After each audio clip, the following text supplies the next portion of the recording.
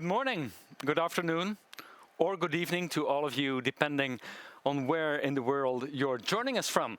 A very warm welcome to this Fast Forward event hosted by Silverfin, a leading fintech company. My name is Wim de Vilder. I'm a Belgian news anchor and I will be your host and your moderator today. Our goal is to inspire and inform you on the trends driving change in technology, especially in accounting and financial services. We want to help you to get fresh insights on what digital transformation can mean for you and for your business, of course. In addition to the live show, which will feature a mix of interviews and panel discussion, you will also be able to watch more than 30 educational breakout sessions from experts at Silverfin, its customers and partners. And these are pre-recorded sessions which are available for you to watch whenever you like. You will receive more information about those after the live show. Now, we don't want this event to be a one-way street, so we invite you really to be an active participant rather than merely a viewer. We are going to use the breaks in between the sessions to ask you questions about each discussion. At the end of the show, we will publish the scoreboard, where the top 3 winners win some very nice prizes. To participate in the quiz and also in the live polls, it is important not to follow the show in full screen or to switch out of it, so that the interaction section remains visible. You can fill in your full name in the interaction section to the right of your screen. It is important that this is your full name, otherwise we do not know where to send the prizes, of course. Now, Silverfin co-founders Joris and Tim will also take part in an interactive Q&A session at the end of the show, and throughout the show today you will be able to put forward your own questions in the chat function on screen. Joris and Tim will then do their best to answer as many questions as they can during that final session. For later this. So, as you may have guessed by now, because we have an international audience tuning in, the event will be held in English, but you can follow the sessions in Dutch and in French. Just use the language tab you can see next to our video window that is online. So thank you all for joining us, and of course we wish we could have met in person, but for reasons we no longer need to explain to you, this was not an option today. And to make up for it, Silverfin has managed to put together an interesting schedule, and there will be plenty of opportunities for interactivity throughout the sessions with our polls and Q&As. In fact, there's a live poll active already. We'd like to know where you're tuning in from, so please switch out of full screen mode if you need to and use the poll feature to let us know right now. Where are you all joining us from? We will take a look at the results later on. Technology is, of course, key to every industry and profession, and we find its impact everywhere in business and society. And to get us started, we are going to look at how new technology is transforming financial services in particular, so we can all benefit from this industry's experience. I'm joined by innovators in the sector at the forefront of change. And first we have Nathalie van der Peute, CEO of Bancontact Payconic Company. Her company provides quick, efficient and safe payment solutions for individuals and businesses, of course, mobile payment that is. Unfortunately, David Kistens, CEO of banking app Cake, is ill today, but we are very happy to be joined by Sophie Docks, who leads marketing at Cake, a new fintech company. Cake's company vision is to improve the financial well-being of European customers by launching a new banking app that analyzes financial data to help people better understand and improve their own personal finances. And finally, we also have Jeroen Lemaire here, co-founder and CEO of digital production studio In The Pocket, which helps companies in their digital business strategy. Let's go and meet them right now.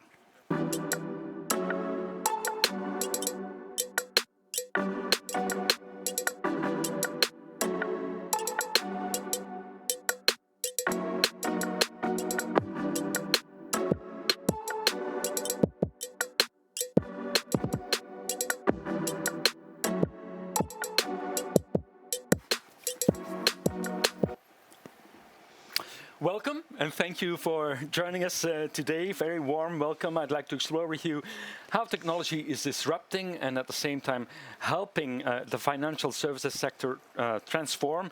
We want to understand how technology is changing, how companies are run, and we would like to get, of course, your view on the lessons other industries like accounting can take from your experience. We are bombarded with acronyms like AI, 5G, IoT, API, PSD2, and many more. Plus, there's a lot of talk, of course, about significant impact of things like blockchain, machine learning, automation, cloud computing. Let's try and demystify a few of these technologies for people. So, Sophie, if I can start with you, could you first explain a little bit to all of us how Cake is different from traditional banking apps or traditional banks? Well, first of all, Cake is not a bank. That's one of the big differences. We are a bank-independent banking app. This means that users can connect to Cake their bank accounts of different banks, all their existing bank accounts, so they don't have to open a new one. They can connect it to Cake. That's one big difference. Another big difference is that we use a disruptive business model. We are not a bank, so it means that we don't sell banking products. This means that we don't get our income from the consumer side. Our income comes from companies. We are a data-driven company, and we use the transactional data of our consumers to help companies to better understand their market and to target consumers. So companies can use Cake as a marketing platform to target consumers based on their transaction history, but we also deliver them insights about their market, their competitors, their products based on the transactional data of our users.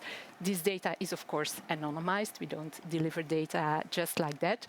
And the income we receive from those companies taking off these data reports is distributed for half of the amount amongst the users of Cake, because after all, it's their data that we use, so we consider it important to give something back to them. Course. Yeah.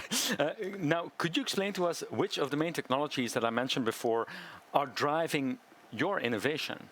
Our innovation, you have mentioned it, I think, is mainly based on PSD2, which is actually not a technology, but a European legislation. Directive. Directive, indeed, that gives the consumer the rights or the ownership of his own transactional information and makes it possible for third parties like Cake to deliver services to the consumers. The technology used by that is an API, and that is something that makes the connection between a bank and our app to make sure that the transfer of the transactional information is run smoothly.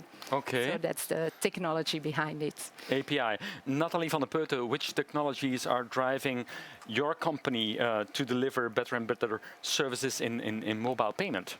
As you know, we are active in payment services, and payment services are based on technologies. Thus, we use a lot of technologies. I will take 4 of them. Okay. If I look from a customer point of view, we have biometrics that we use heavily. Just to identify the app user in an easy and secure way. We use also NFC, which is near field communication, which allows you to pay with your phone just by tapping on a terminal. We also use QR code, which is an old but very powerful one, and which allows you to pay just by scanning a QR code, which is present on a sticker, on a computer, on a phone. We also use tokenization. It's a complicated word. In some mobile use cases, we take a digital image of your cards, we give it a specific number, which is called a token, for security reasons, but also for tracking reasons. For instance, if you want to pay with your bracelet or your ring, you will use this technology, tokenization. Okay. Jeroen, you're nodding. You understand all of this, of course. Could you explain to us which technologies do you think will have the most impact in the near future, specifically on financial services? And could you explain a little bit what they are exactly? Yes, it's a tricky question because you said the near term, which is in the next few years, I suppose. And I was going to say artificial intelligence because, of course, that is like the big one. That's the biggest trend in technology today. But I would say that we will feel the full impact of its power only within a few more years. So although banks are heavily investing in AI and we see many different use cases and business cases, mostly in optimizing efficiency and so on, and increasing security and all those kinds of processes, we are not seeing the huge business innovations really changing the industry, as mobile has, for example. It has completely changed the relationship with the banks and its clients.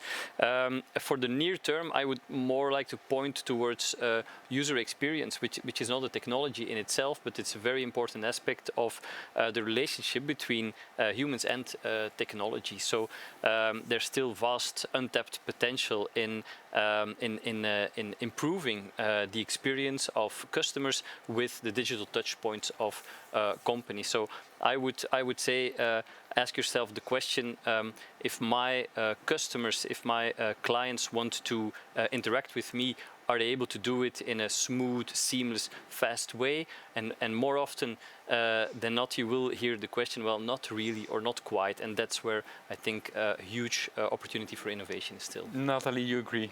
Yeah, I agree. Yeah. Our technology investments and digital developments that we do is just to improve the customer experience in payments. Okay. Yeah. Jeroen, do you also see promising new technologies that have failed to live up to their expectation or your expectations? Yes. You could say augmented reality, for example, which was hyped for a few years up until now, or maybe more applicable to the finance industry, blockchain, of course, which today exists in a, I would say, an atmosphere of disillusionment. We had expected more of the blockchain revolution, but I wouldn't call it failed because this is a normal pattern that exists within the evolution of new technologies. At first, they are hyped, and I would say overhyped. So the expectations are inflated to a point where they will never be met by the actual results of the technology. And so they were not realistic from the start. The expectations were not realistic because too much magic was expected too soon of the technology, and so the expectation, the excitement goes away, and people are disillusioned by the technology, which is today the state of affairs with blockchain, for example. But what happens then is very interesting. It takes multiple years. It could take 5, 10, 15 years to gradually kind of reinvigorate the technology and find true use cases that have real meaning for businesses and for consumers. But that takes time. Remember, the internet was invented early in the 80s, but it took until halfway the 90s before Google was founded, for example. So there was no Google until 15 years after the invention of the internet. So that's I think the window of time that you need to respect for new technologies to really have fundamental impact on industries. I see. Now, Sophie, Nathalie, are the technologies that you're using also the most significant ones for financial services in general, or not really? I think, getting back to PSD2, I think that's an important one, but it's not a technology, it's a regulation. Could you maybe repeat exactly what this European directive says? What exactly does it do? Because it makes your business possible, huh? Yes, we are totally based on PSD2. It says that you, as a consumer, are the sole owner of your banking information. Yeah. So that means your information, the information on your accounts, your transactions, and so on. So before PSD2, the bank was the owner of that information. Now that the consumer is the owner, he or her himself can decide if he wants to share this information with third parties, like, for instance, Cake, but there are lots of other services making use of PSD2.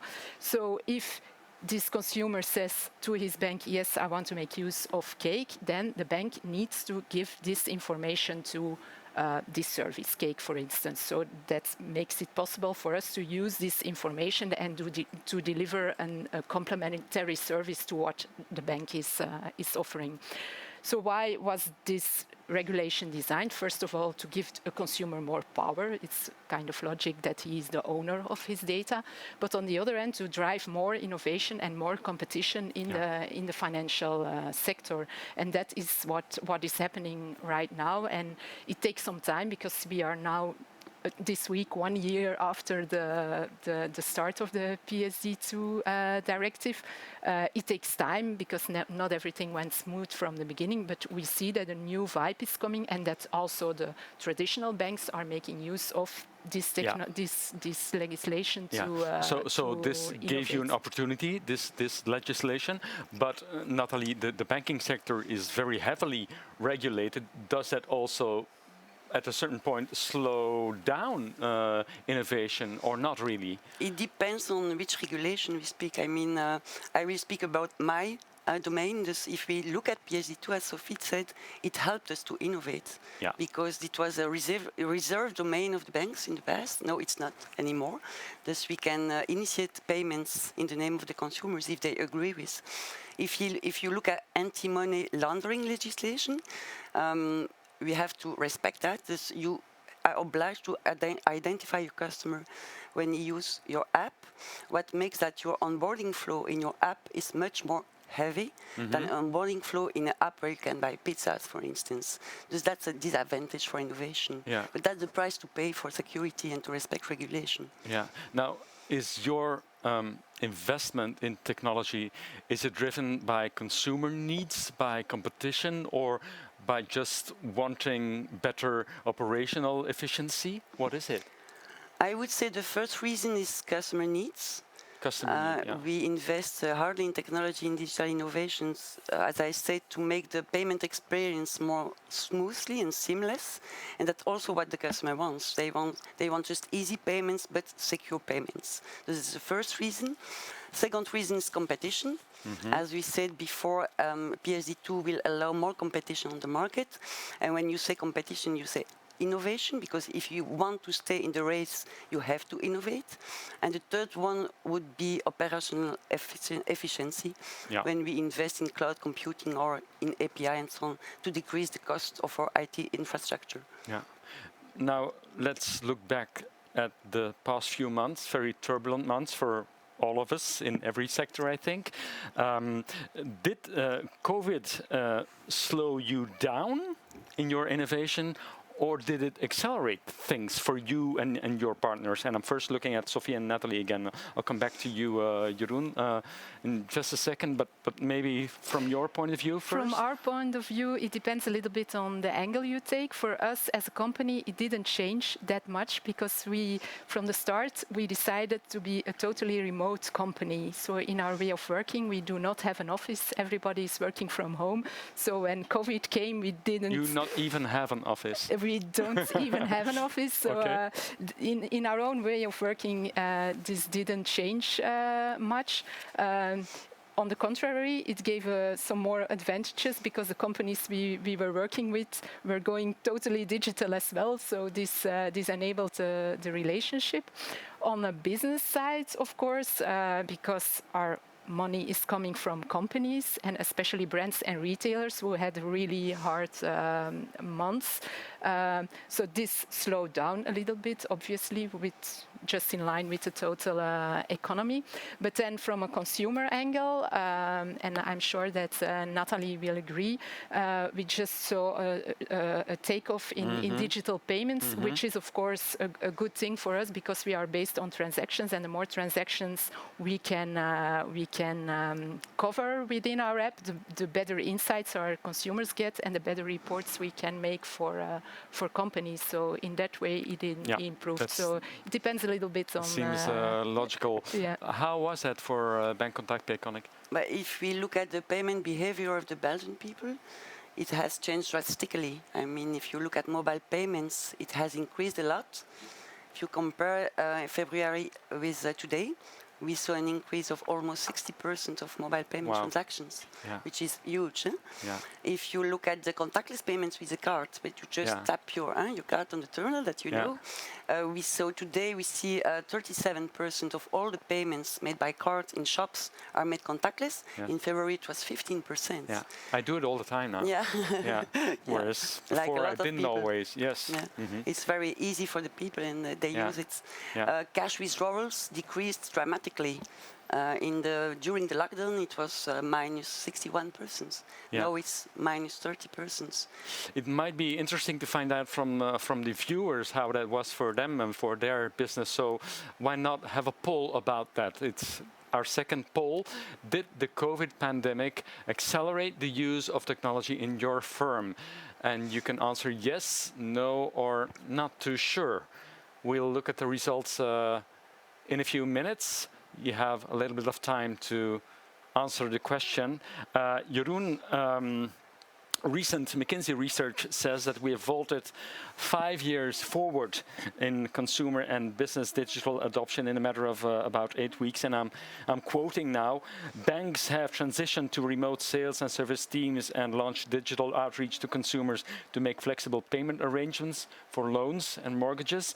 Grocery stores have shifted to online ordering and delivery as their primary business very often, and some schools have turned to 100% online learning and digital classrooms. So according to this research, 75% of people using digital channels for the first time indicate that they will continue to do so when things return to normal, whenever that will be. We'll see when that happens. But what's your experience, Jeroen, in your contacts with clients, with partners? Yes. What's your vision on this? Yeah, so we work with companies on their digital agenda, strategy, product development, and so on. So I think we have front row seats to see what the decision making is like in these companies.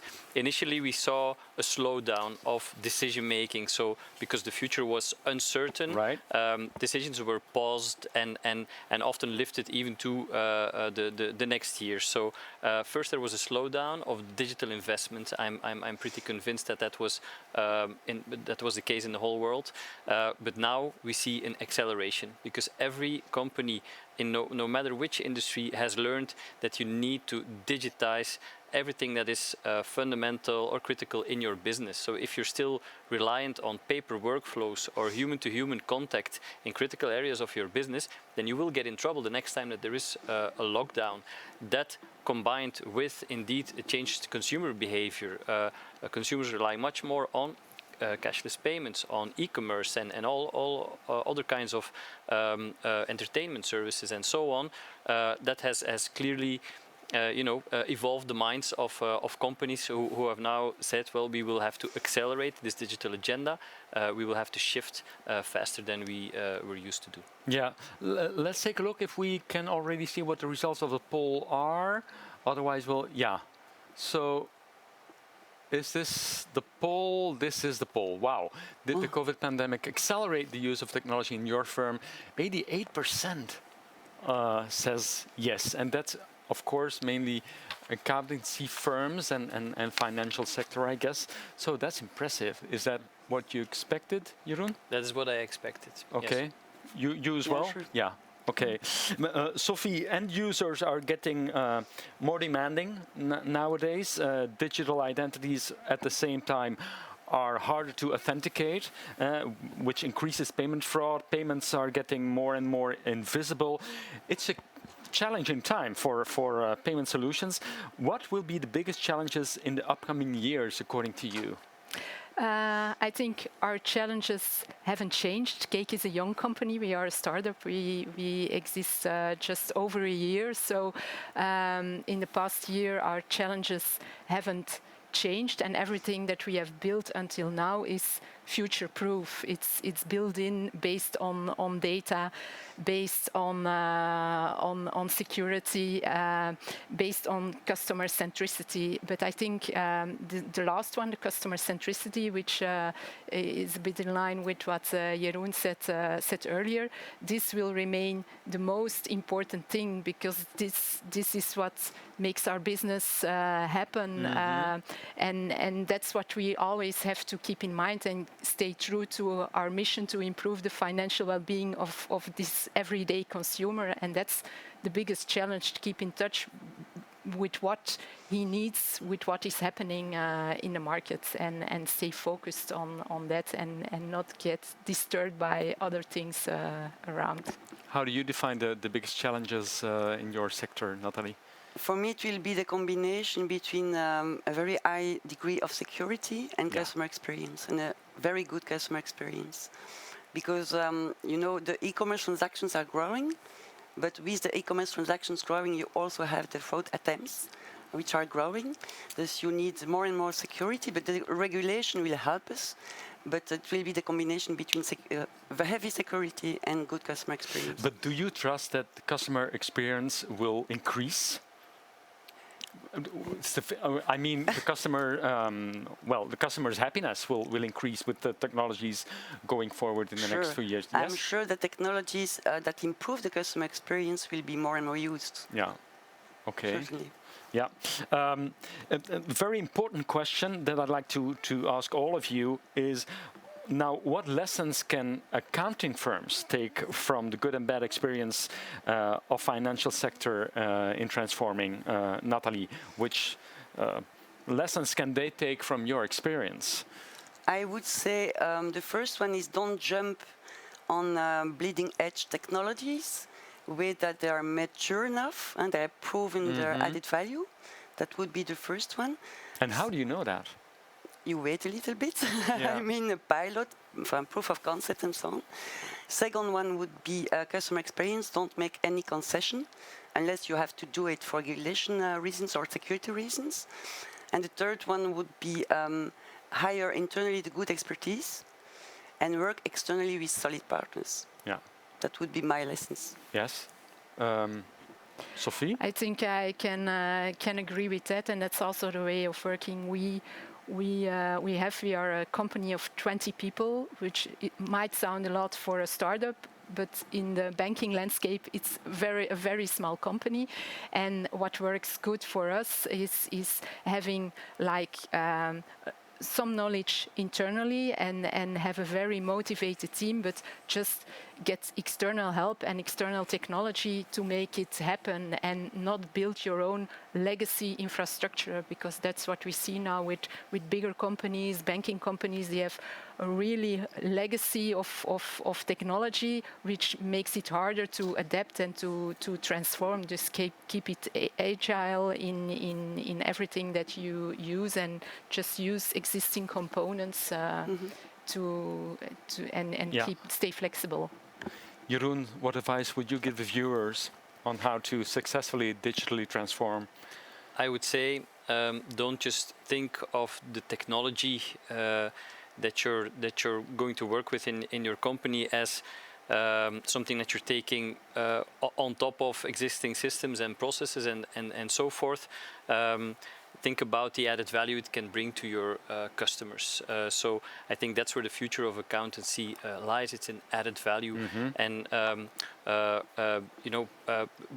brand new innovative tools such as Silverfin shouldn't just be thrown on top of existing software. You should be really mindful about the power that these tools can have in the experience of your end customer. The process in my industry, it's called design thinking. It's thinking from the perspective of your client, and I would encourage all of the viewers to take that to heart. So digital transformation is not just adding tools; it's rethinking the whole DNA of your firm, right? Exactly. Yeah.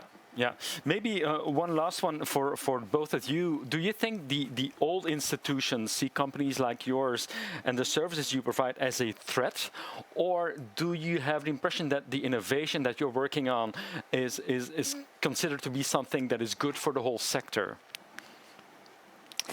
I think in my case, I don't know if the traditional banks see us as a threat, but we, in any way, we don't see them as a competitor, because what we deliver is an extra service that exists next to what banks are doing or what classical banking apps are doing.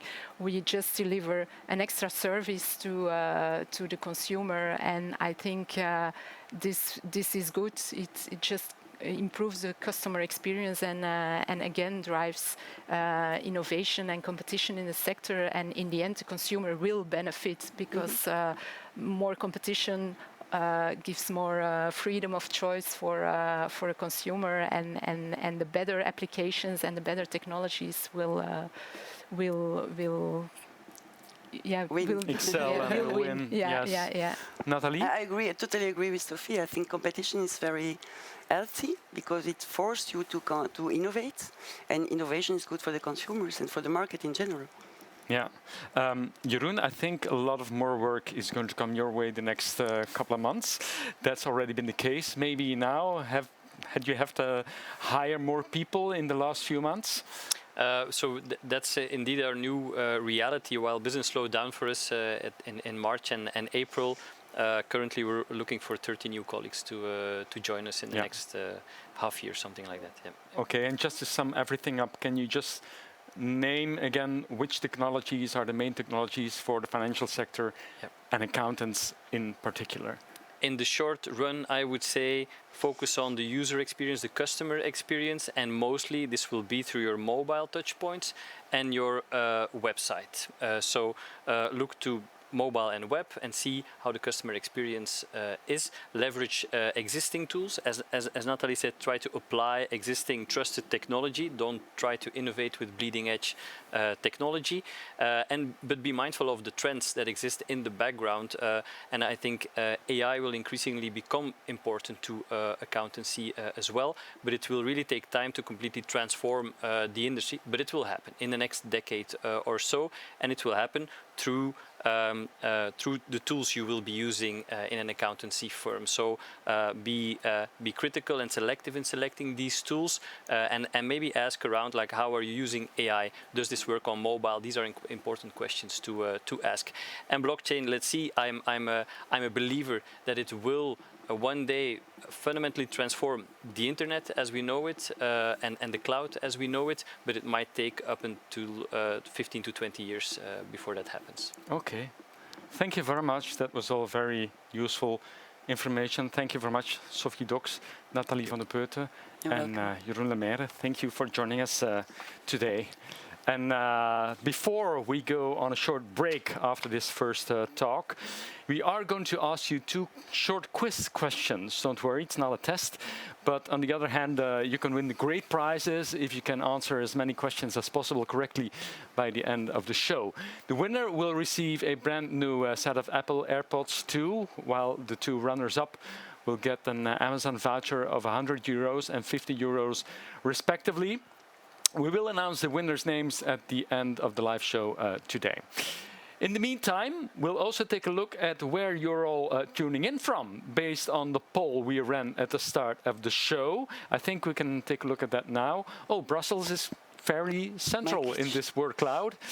From my kitchen, also, some people are watching the show from their kitchen. That's a nice place to be. Ostende, home office, Copenhagen. The Netherlands, Nottingham, UK. I can see there. Sweden also. People joining us from Sweden, from Antwerp, of course, Limburg, Waalsmünster, Leuven, beautiful town, Leuven. Moucron also, local PC. And Scheldewindeke, let's not forget Scheldewindeke. Thank you all for sharing that with us. And here are the quiz questions, the first quiz questions. So be ready for the quiz. According to Jeroen, which 2 technologies have not lived up to their hype? Excuse me. Is it VR and blockchain? Is it AR, augmented reality and blockchain? Or 5G and cloud? You will have some time to answer the question, but I'm going to throw the second question in right away, and that's this one. What is the main reason for investment in technology for Bancontact Payconiq? Is it customer demand? Is it operational efficiency? Or is it competition? We'll leave you with that for now. We'll have a 5-minute break, I think. And then we'll be back with the second talk with Joris from Silverfin. Thank you again for joining us, and see you at the other end of the small break. See you soon.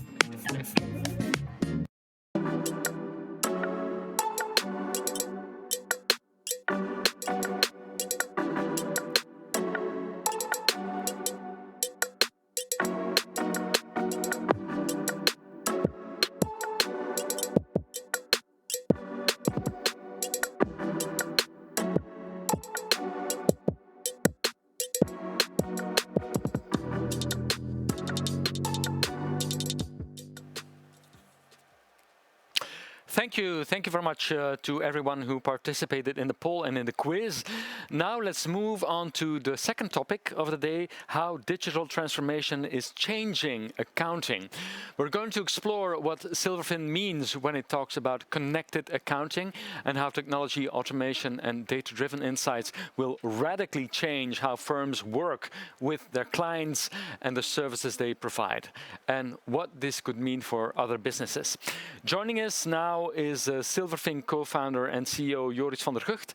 As a former accountant turned technologist, he knows the pains and the challenges faced by the profession and how the kinds of technology our previous guests talked about are changing everything.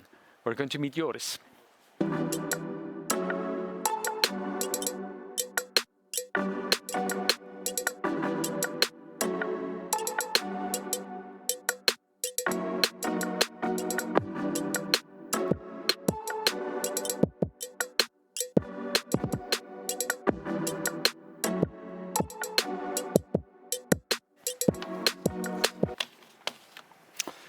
So, Joris, you have a history as an accountant, but you got a little bit frustrated. That's what I understand. What motivated you to start Silverfin? What was the problem you wanted to fix for other accountants? Well, Wim, I think a frustration is always a good starting point, but it's not a solution. And I actually really like my job as an accountant. I really did. But I was frustrated in the how we did our role. I really was struggling with the fact that more and more people were asking advisory, but in reality, we were just number crunching. We were reactive and living from deadline to deadline. Well, that exactly is the mission of this company, Silverfin. We really want to automate more and more the traditional compliance workflows in order to be more client-facing, to really start helping the client with real advice. Okay, and you described the digital transformation of accounting as a path towards connected accounting. What do you mean when you use the word or the words connected accounting? What exactly is that? Well, if we talk about connected accounting, we need to talk about the three pillars of connected accounting. We need to talk about people, the business model, and the technology. Let's start with the first pillar, the people pillar.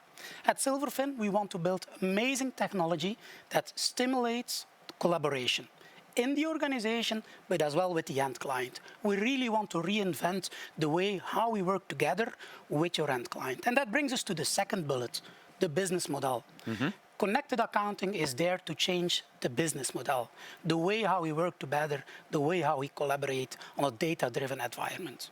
And the third bullet, the technology is literally there to leverage the people aspect and the business model aspect.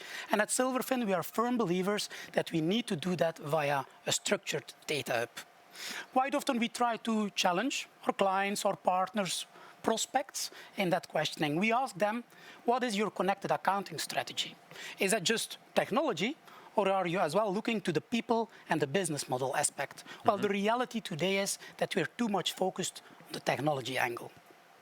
Yeah. So what you said earlier, I'm coming back to that, is that I don't want to just give numbers to clients. I want to do more than that. But what kinds of new services exactly will the technologies that you're using now make possible? Yeah. That's a very good question. I think because we start using that structured data hub, the new services, the potential of new services will become limitless. And we have two angles on that. We can talk about technology and we can talk about collaboration, the people aspect. Let's start with the technology aspect. Right? The impact of a structured data hub in the accounting industry is really revolutionary. We more and more, and later in other sessions, we will talk about machine learning and AI. The impact of working with structured data, the impact of combining that with machine learning is crucial. To give you an example, already today, clients, partners of us are developing predictive cash flow models. Benchmarking models based on anonymous data. For the first time, we will be able to leverage the power of the data. The people angle, the people perspective, the second bullet, more and more of our clients start reinventing their business model by collaborating. To give you an example, we see clients building a self-service business model, push the work to the end client.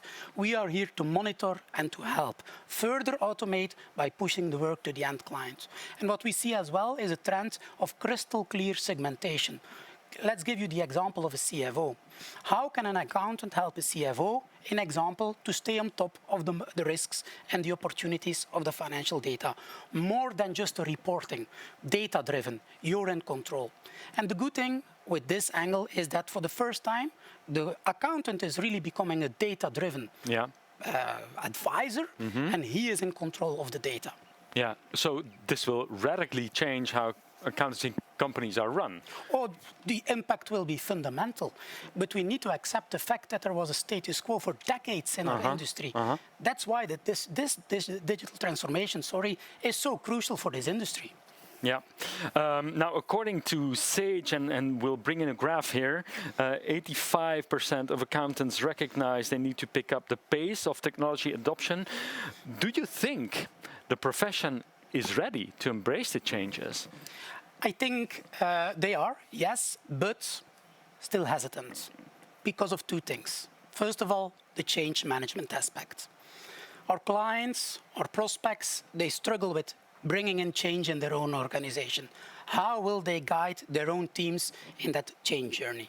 Secondly, the ROI of technology. It's an investment, not a cost. Make the right decision. What is the ROI today to see the impact over the coming years? Okay, and what are the risks of not embracing the technology or the possibilities and change, do you think, for accounting firms? Well, I don't want to use a buzzword, but the risk is always disruption. And disruption can happen by a competitor or a new player in the market, but disruption is there. And therefore, more than ever, it's crucial that we start to build that digital transformation strategy. Think about how your organization will look like in the future, the people. Think about your business model, not a status quo. How can you become more and more online, data-driven? And what will the business model look like? And what is the technology stack that really can leverage you in that transformation journey? We quite often get feedback from our clients that say like, okay, we have a strategy, we are transforming, we see the impact, but it's not really significant. Well, we can guarantee you over the coming years, the change will happen. And it's time that we really start preparing that digital transformation. Not an overnight change, but a transformation, step by step. Shall we turn to the people who are viewing right now and ask them, because we're wondering what your biggest challenges were this year. Would you be so kind as to answer this question that would help us also to get forward in the discussion?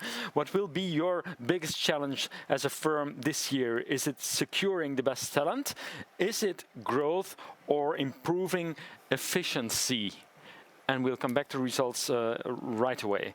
But another question maybe, are the challenges that are faced by smaller accounting firms, are these the same as the one that are faced by the larger firms? Well, in my personal opinion, the challenges are identical. It's all about people. Finding people, training people, attracting people, keeping people in these times is crucial and is a pain for the big and the small organizations. And if we bring in even the change management agenda, really guiding people through that change, that is still quite often a bottleneck today in both the small and the big organizations. Okay. Now, accountancy firms have spent very often thousands of euros or dollars on technology over the years. They're still battling with legacy on premises and software with sometimes very complex Excel sheets. What do they need to do differently now to ensure that they see the maximum return on investment from connected accounting strategies? Build a plan, build a horizon, find good partners that can help you with that plan. This transformation is more than just technology. It keeps in mind other aspects as well. And at Silverfin, we have developed a methodology, I think, a transformation methodology that could guide you through that process, which is called the maturity curve. And the maturity curve is divided in 4 building blocks. You have the first building block, full sides. Yes, we'll take a look at that right a second, and then you can use this graphic for a second to explain maybe what the maturity curve is exactly, Joris. Well, it's a guide for transformation, step by step, not an overnight change. What do you need to do for a firm, for an accounting firm, to transform your business from reactive to really offering new advisory services? And we go through 4 stages. It starts with full sight, goes to hindsight and insights, and finally the foresights. At full sights, it's all about standardizations. As I said, at Silverfin, we firmly believe that centralized data is the key to success in this transformation process. Standardize your data. If you have done that, you can evolve to the second state, hindsight. Bring in automation. An example, more and more real-time reporting. Why not? If you have standardized the data, now you have the power of that data, and you can start bringing in real-time reporting or some workflow automation. No. And then we go to the insight stage. Yes. At the insight stage, for the first time, you will really make data an asset. For the first time ever in this industry, we can become data advisors. And finally, foresights, that's the last step. That's how we see that digital transformation. It's all about new services. How will you interact with your client? Is that fully digital? Will you segmentate? How will your offering look like? That's the final stage of our digital transformation, the foresight. Okay. Do you already see new kinds of firms who are already taking advantage of these technologies that you're talking about from the start? Yeah, I think we see 2 trends, and those trends we see globally. The first trend is that we see new players in the industry. They quite often focus on the lower end of the market. What do I mean by that? They focus on smaller businesses, freelancers, an example. And they more and more offer a subscription-based model to those freelancers, fully online. You pay, you get a service. That's it. You want traditional, you want advice, you pay as you go. Subscription-based. And what we see in a trend with the bigger organizations globally is that more and more of those organizations start building fully digital native teams in their organization. Yes. So that starts quite often small, but those organizations more and more cannibalize the entire traditional organization. And that's a transformation on its own. It will not happen overnight, but you see that step by step, those digital first divisions are taking over more and more the traditional offerings of an accounting industry. Shall we have a look, Joris, at the results of the poll with the question we just asked a few minutes ago? Can we have that on the screen?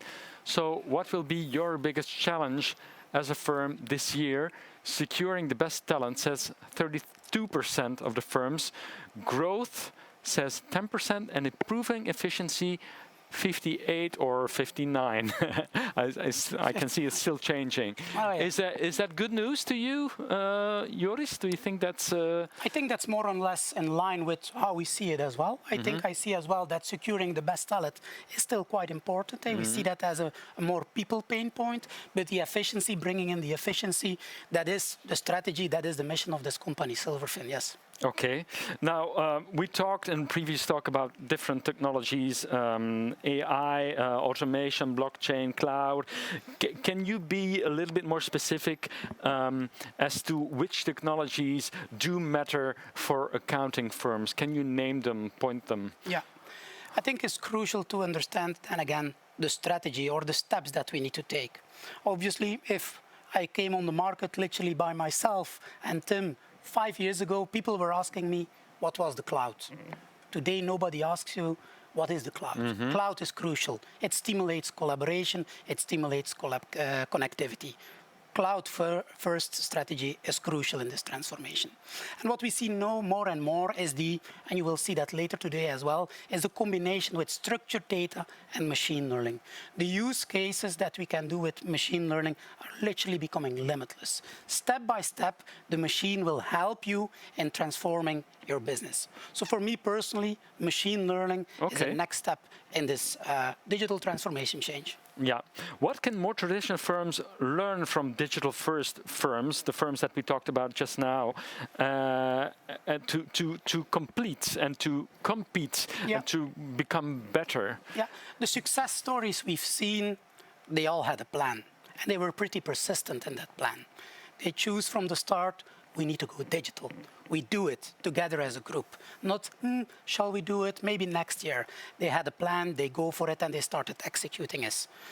There is time. The transformation is happening as we speak, but definitely start building a plan. what's the first step, and how will we evolve to really a fully digital accounting firm? Yeah.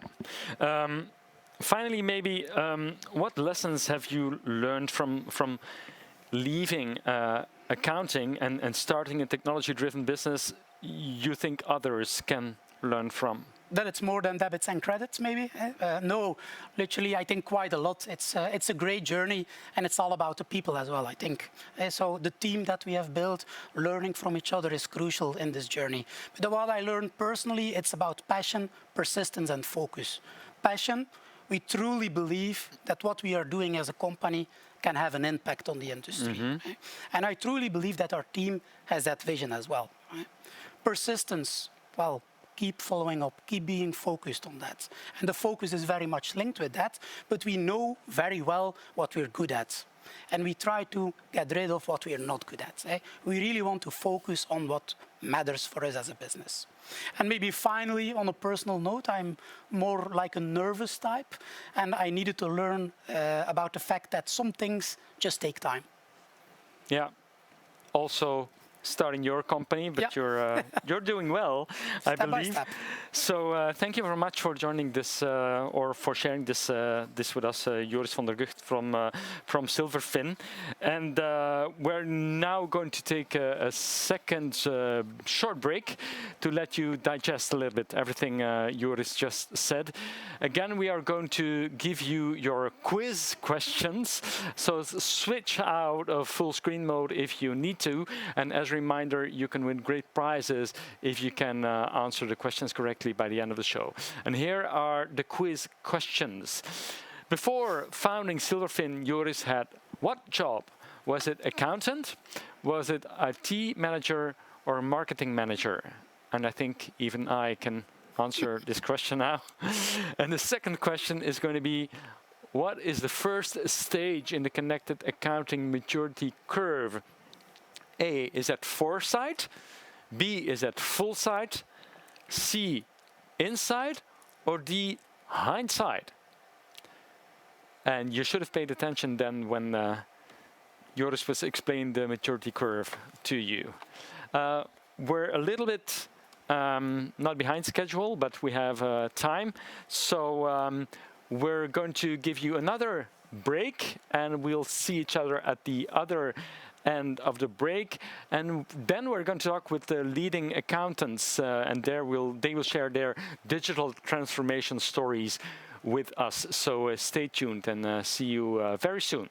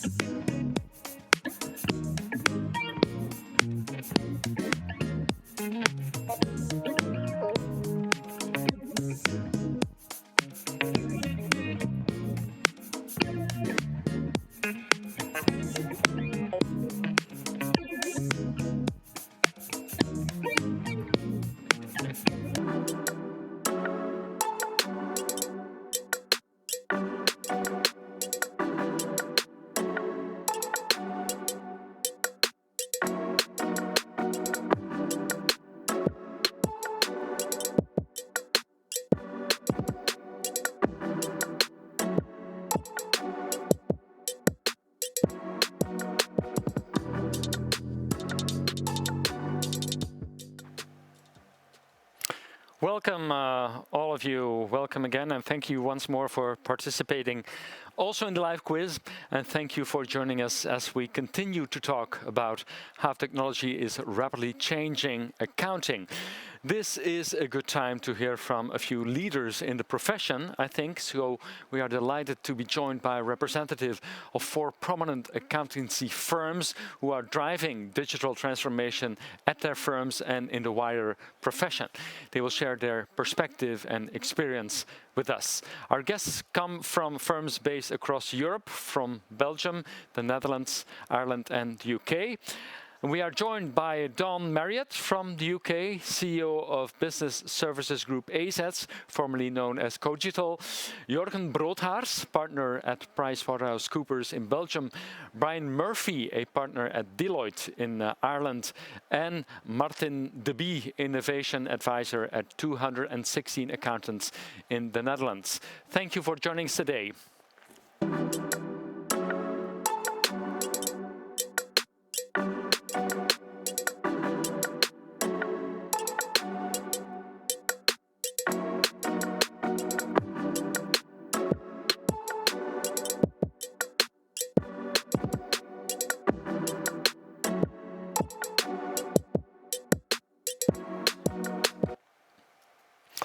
Hi there, nice to see you all. Thank you for joining us here.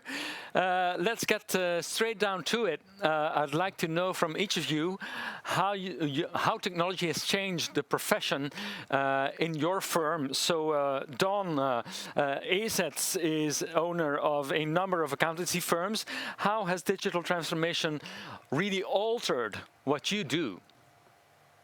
Thank you for the question. So, well, the answer is it's made an amazing difference to what we do. It's been, in my terms, what I'd describe as a quiet revolution. So this isn't something that we've just switched on overnight. So this has been a slow and steady build-up over the last few years. But what it's actually done for us today, and probably more importantly, what it's done for our clients and for our employees, it's helped us improve compliance. It's saved us huge amounts of time. It means we can do things faster. We've removed human error.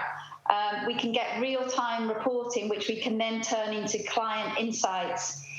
It's given us flexibility in the way our employees work. They can work remotely, they can work different hours, they can work from different locations. We've actually reduced our office footprint as a result of our digital transformation. We've got less paper everywhere, and we've just modernised. So for us, I don't like to ever use the word revolution because it sounds extremely extreme. And in a profession where we have to manage risk very carefully, we shouldn't really have revolutions. But I think we can have quiet, confident, and deliberate evolutions. And that's, for me, what digital transformation has really allowed me to do with my business. Okay, Dawn, that's very impressive. Thank you, Jorgen. What does embracing digital transformation mean for PricewaterhouseCoopers? What's the tangible result you've seen? Yeah. So digital transformation to me is all about reimagining the possible. It's not about the technology, it's about new ways of solving problems. It's about creating unique experiences and hence accelerating our business and that of our clients. And also in our accounting and tax reporting practice, this is of course one of our top priorities. Embracing transformation has been in first instance all about upskilling our people as part of a program called Your Tomorrow. So we invested heavily in trainings to make each and every one more tech savvy, get an understanding of data analytics, how these can transform how we deliver work to our clients. And we now see more traditional teams really working hand in hand with our data and technology teams on many projects. The results of this transformation have been twofold. For our clients, the current pandemic clearly exposed that in many organizations, statutory, accounting, tax functions could really benefit from more advanced technology, from reduction in manual activities, from better access to high-quality data. Thanks to the transformation we had gone through, we were able to step in faster and deliver more value than we would have historically been able to do.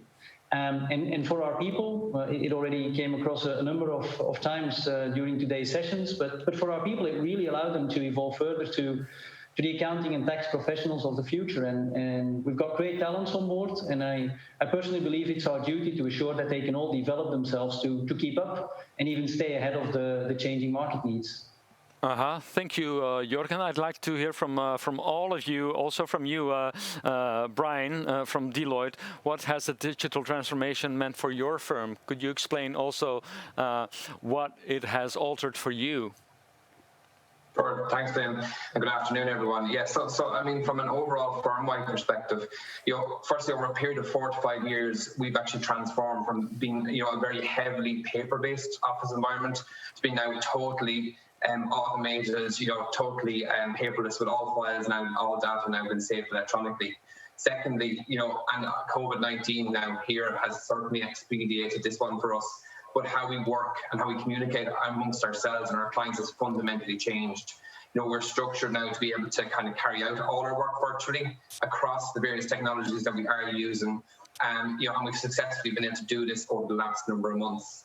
And we're all still working from home here in Ireland, so therefore communications with our colleagues is still done remotely. And this has only been possible because of the fact that we have invested in technologies over the last 12 months. Specifically from then an audit and assurance perspective, we are now fully, in terms of our audit process and methodology, it's fully now immersed into an internally generated bespoke audit software package. As the bar for regulation continues to rise, we've been able to advance how we're doing our audits. We can, obviously now take innovation to a new level, and it's really allowed us, I suppose, to be able to develop different specific approaches then to various different types of clients that we have. And our digital transformation has also allowed us to do audits differently. So we're meeting our client expectations by, using analytics, our various analytic tools that we have. This is driving our audit risk assessment. It's also making sure that the insights we're able to provide to our clients are so much more meaningful. And that's the role that we have now to probably what it was 3-4 years ago. And I think finally, we're offering services that are a lot more efficient. And point in case being, preparing financial statements. We previously did that quite manually, and we're now using the Silverfin technology process to really, I suppose, move that on, streamline our processes, and I think it's ensured we have a higher quality and a better, more efficient service for our clients as well.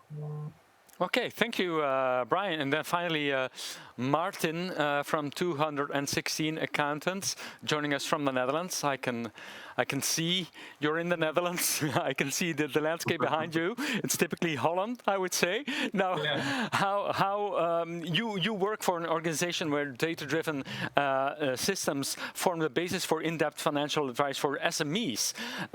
What does digital transformation mean for your activities? Well, first of all, it's 216. It's easier. The 216. Many people are mistaking how to pronounce the office 216.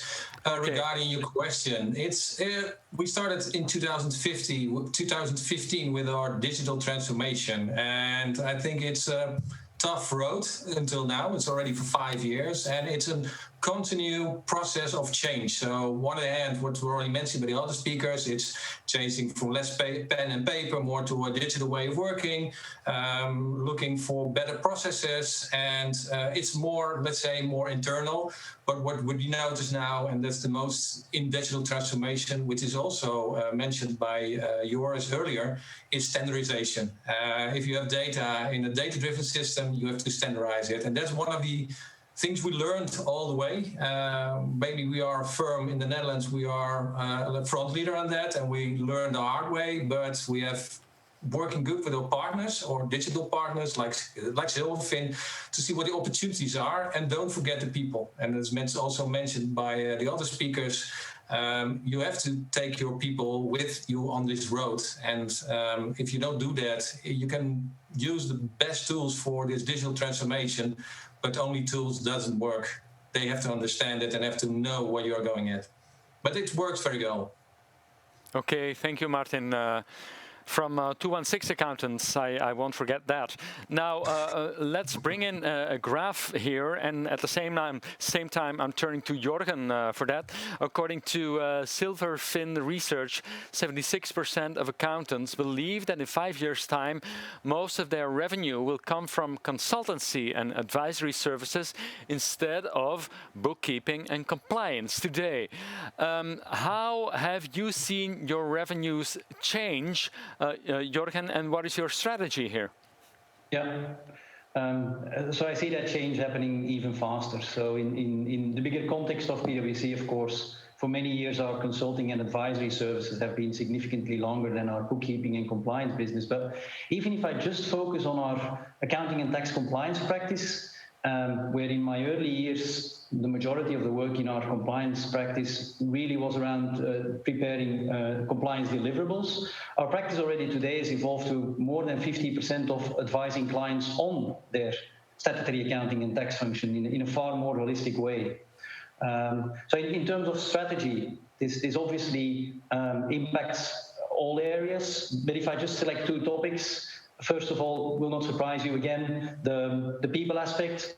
We had to realign our learning and development program to this new reality. It requires a more multi-skill set approach combined with the deep technical expertise. As an example, our juniors years ago started working with boxes of documents. Now they start working with data files. It's a completely different learning environment. The typical learning on the job is no longer there. And next to that, we are continuously redesigning many of our processes to become digital first and data centric. Digital first is all about redesigning around simplification, around standardization, around automation, while data centric, it really drives better cross-functional solutions. So looking at different statutory tax obligations, other reporting obligations, allows a more modular approach and flexibility, which in turn, again, accelerates the leverage on emerging technologies.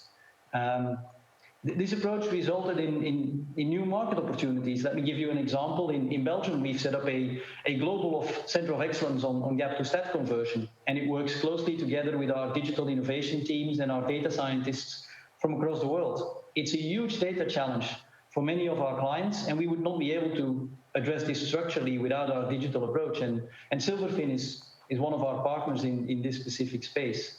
Okay. So in the coming years, I expect to see this revenue shift accelerating further, as I said earlier, due to basically 3 trends. We We see an evolution towards more transactional, data-driven compliance, real-time reporting and what have you. We see an evolution to a more risk-based approach with tax control frameworks and different controls being more and more imposed. And we just see the heavy impact of new technologies used by our clients. So I'm convinced the future holds great opportunities. Okay. Brian, what does a good technology strategy look like to you? What do other accounting firms have to take into account? Yeah, so for me here, a good technology strategy is premised on 3 key principles: standardize, centralize, and then digitize. And when we looked at this from our own perspective, taking standardization, the more standardization we have, as some of your other speakers have mentioned, the more efficient processes have become. It's led to higher quality documentation in our files, and that would have all been extremely difficult to achieve had we not obviously leveraged off the technology that we had embedded into our systems. Centralization, we've centralized and been able to centralize key repetitive processes. So we've used a number of various different, for example, delivery centers to document some basic substantive procedures, roll forward files and so on, administrative tasks that, qualified accountants don't need to carry out. And as Jorgen mentioned there, that's allowed us to retrain and look at kind of the roles that our staff have had. And finally, in terms of digitalization, digitalizing processes is, for example, removing human intervention in basic tasks. For example, maybe whether it's bank confirmations, whether it's, preparing letters of engagement, that's just meant aspects of the audit, again, being able to be done more efficiently, and certainly probably at a lower cost as well. From an accounting firm perspective, I suppose what did it need to take into account? I think from us and from learning from our experience, we can put obstacles in our own path. I think, we think of all the, we can't afford this, we need to kind of step back, I think, take out the blockers to what the issues might be, and, look at how you might want things done. So rather than, maybe taking the technologies, look firstly at what it is that you want to achieve, what you want to improve, and your people are absolutely key to all of that. So making sure your your staff are at all levels are in that journey, they're on that journey, would you get their thoughts, get the change management right, it needs to be kind of embedded across the firm and the culture. Okay, maybe it's a good idea to ask the audience something about technology strategy. What importance will a good technology strategy have for your firm in the coming years? That's the next poll question. And you can give it a rating from 1 to 5, and we'll take a look at the results of the poll right away. So the question is, what importance will a good technology strategy have for your firm in the coming years? Now, Martin, is digital transformation just a matter of spending enough money on technology, or is it more than that? How much of it requires really a shift of thinking? Well, the question is, digital transformation doesn't matter how much you spend on technology. No, it's easy because it's the tools, or let's say the tools you just get into your company and use it, and that's the money you spend into it. But it's more than that. It's also thinking about the client. Is he willing to pay for your investment? So in the complete line of the digital transformation, your investment needs to be repaid by your customer, and what's the add value you are delivering. And what we see now at the moment, that if you don't rethink, let's say, the internal processes, the services for the future, it's possible that other industries maybe are taking over part of your business. And that's one of the things we are now, as an advisor, looking at this moment. Yeah, what should we spend money on technology, or should we spend, let's say, in partnership with customers, but how are they paid? Will they be paid in the near future? Or are there other, let's say, industries taking over, and can we just collaborate with them? So for us, it's very important to see what's happening, and keep like an accountant, be aware of not spending too much money into let's say, technology, but choose the right partners and look at if it's correct in your digital path to the near future. Yes. Don, how do you secure the support of partners or colleagues in the firm who are not so excited or convinced about investing in technology and the potential of technology? Yeah, well, thank you for asking me that question, because actually I'm a massive fan of technology, but more importantly, I'm a big believer in that people make and define businesses. So being able to take all the people with you is probably the most important thing in all of this journey. And I think my fellow panelists have referred to all of this throughout their responses. But I think it's important to acknowledge that people learn and adapt in different ways. So my advice to people that are going on a digital transformation journey in regards to their people is to make sure that your approach is flexible, that you're patient with people, and that you're thoughtful about the way in which you take your people with you, because they'll all come with you eventually, or they'll go in a different direction, but you've got to be flexible to allow them to get there in their own way. So you have to have a whole range of different ways in which you take people along the journey, because everybody's different. But you do need to have a very clear and consistent message. So the tone from the top, and that's not just the chief executive of a company, but it's all of the leadership, all of the management. They need to talk with one voice, and they need to behave with one common, consistent set of values and behaviours. Mm-hmm. But in terms of actual techniques, you know, there's a whole range of ways that we can communicate. So standing up, presenting in person, webinars in the way that we're doing this today. I mean, we're all in different places across, I was going to say Europe, but I think also across the world, having seen your previous poll. So the use of technology to communicate, we've got email, we've got Slack, we've got chat, we've got newsletters. So I think the key is a variety of mediums, a tolerance to the speed at which different people go at, but being very, very clear and very consistent, and make sure that you are selling the benefits all the time, not just to our employees, but to our employees about our clients. So I think keep reinforcing the message about why we are doing a digital transformation. It's not just because we want to be innovative for innovative's sake. It's because we want to make the experience for our clients better and give them better insights. But we also want to make all of our companies even better places to work than they were in the past. So if we can innovate, we can energize, we can develop people, and we've got a clear plan, that's what this digital transformation affords you to be able to do. And taking everybody with you at their own pace is really, really important. Very interesting. Thank you, Dawn. Now, Brian, if we can elaborate a little bit more on what Dawn said concerning people in accountancy firms, could you say what to you is the most important thing when we talk about the people in working in accountancy firms who are transforming towards accountant technologies, connected accounting. That's what I wanted to say, or other transformations. Yeah, sure. So like, I think like the role of the accountant is obviously changing with all this immersion as well of technologies, and I suppose that the traditional maybe skills of an accountant, and being able to tick and bash, and being able to kind of do up the sums nearly to an extent, all that technical stuff is still required, but I think it's now all about, I suppose, the ability to analyze and to problem solve. Because we're now moving into, I think, the next phase around, it's all going to be about data already as we kind of work through our audits. It's all about the data that we have from our clients and being able to analyze and being able to interpret what that's saying to us. And I mean, certainly that's what our experience has been to as some of the other panelists have mentioned, it's bringing the staff along that journey. I think we need to be open-minded. I think, accountants now need to, they really need to be able to embrace this, and need to be willing, I suppose, to learn and to really adapt to these technologies, and a slight change now in mindset in terms of what the role now entails. Okay. By now, the results of the poll are in. Let's see how important a good technology strategy will be for our audience.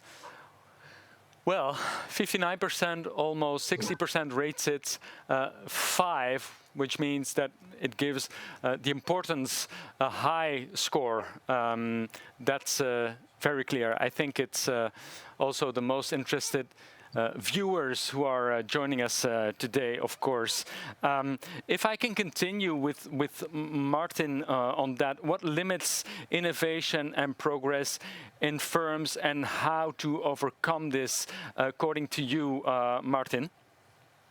Well, that's a really radical position, I think, if I announce it. But what we saw was the internal organization of a firm. We have with a lot of partners, and if you start at an accounting firm as a junior, you know exactly your roadmap to, let's say, for several years, and that kills also creativity for a lot of people.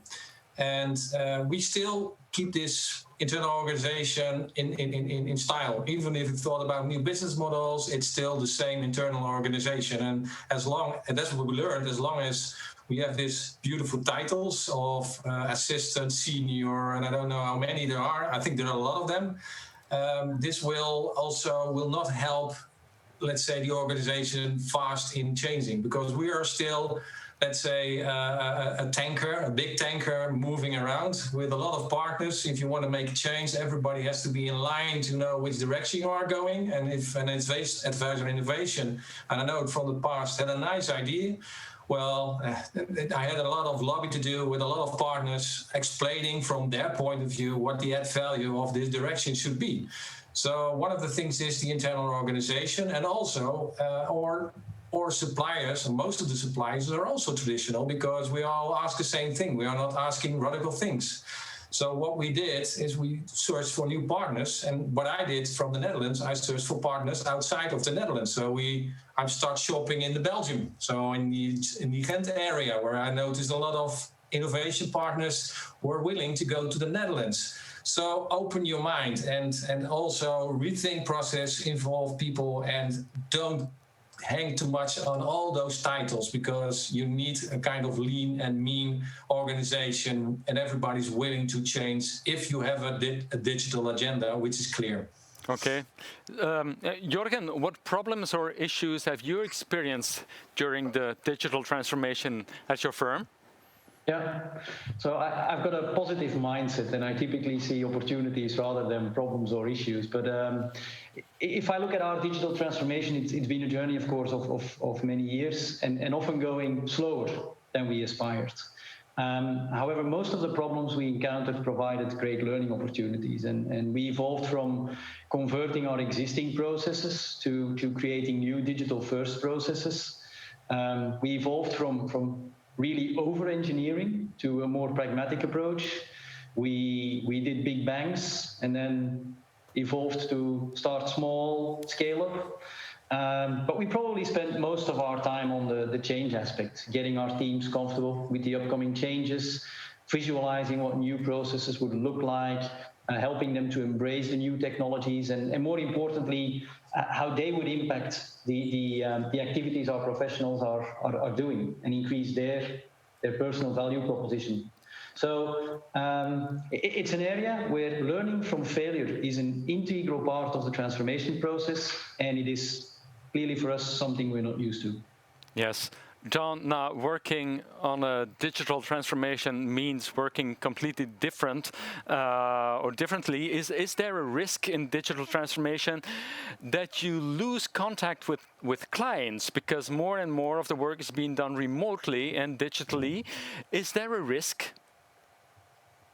So yes, of course, there's a risk, but like every risk, you mitigate it and you plan to mitigate that risk. So actually, I turn it upside down and I say, no, it's an opportunity, because provided that you take your people on this journey with you, and that doesn't mean just tell your people what's happening, but you need to think about how you coach your people, how you train your people, and actually how you incentivize and reward and encourage. And I don't necessarily mean financial reward and incentivization, but the feedback that you give to your people when they're having client contact. You need to be authentic and highly focused on giving good feedback when they have contact with clients, so you reward and encourage the behavior that you want. I think for me, the digital transformation means we can engage far more with clients because it's far easier. I think today we've got something like 700 people in this audience. If you imagine trying to do this not in a digital way, trying to get over 700 people into one room and presenters from all over Europe, it would be a far, far more complicated thing that we were trying to do. So technology allows us to do it faster, more easier, more cost effectively, and it saves people time so they can have other things going on, whether they're work or home life things. So actually, for me, using digital transformation as a means to drive greater, more relevant engagement with clients, it's most definitely an opportunity. But you need to plan for it. And like some of the other questions, it is about taking your people with you on this journey and helping them to know what their role is. Because I think a lot of accountants may not feel comfortable being as engaged with clients as they ought to be, because the jobs of the past were very much focused around processing and production and outputs. But if we want our people to be more client-centric and more engaging, we've got to be patient and help them get there. But it is definitely an opportunity. Okay. Now I have one final question for all of you, if I may, and if I can start with Martin, maybe. It's a question we asked before, but it's very important, of course, for the viewers to take away as much information as they can from this event. So I'd like to ask you as well, what lessons did you learn that others could benefit from? If you make a digital strategy agenda, communicate what's already mentioned, communicate to your stakeholders, the employees, but also maybe to your clients. That's important. And deliver, because what we did in the past, we went a certain direction, but the people had a kind of expectation and they wanted to do something to see, they want to deliver. So deliver what you're saying, meet the expectation.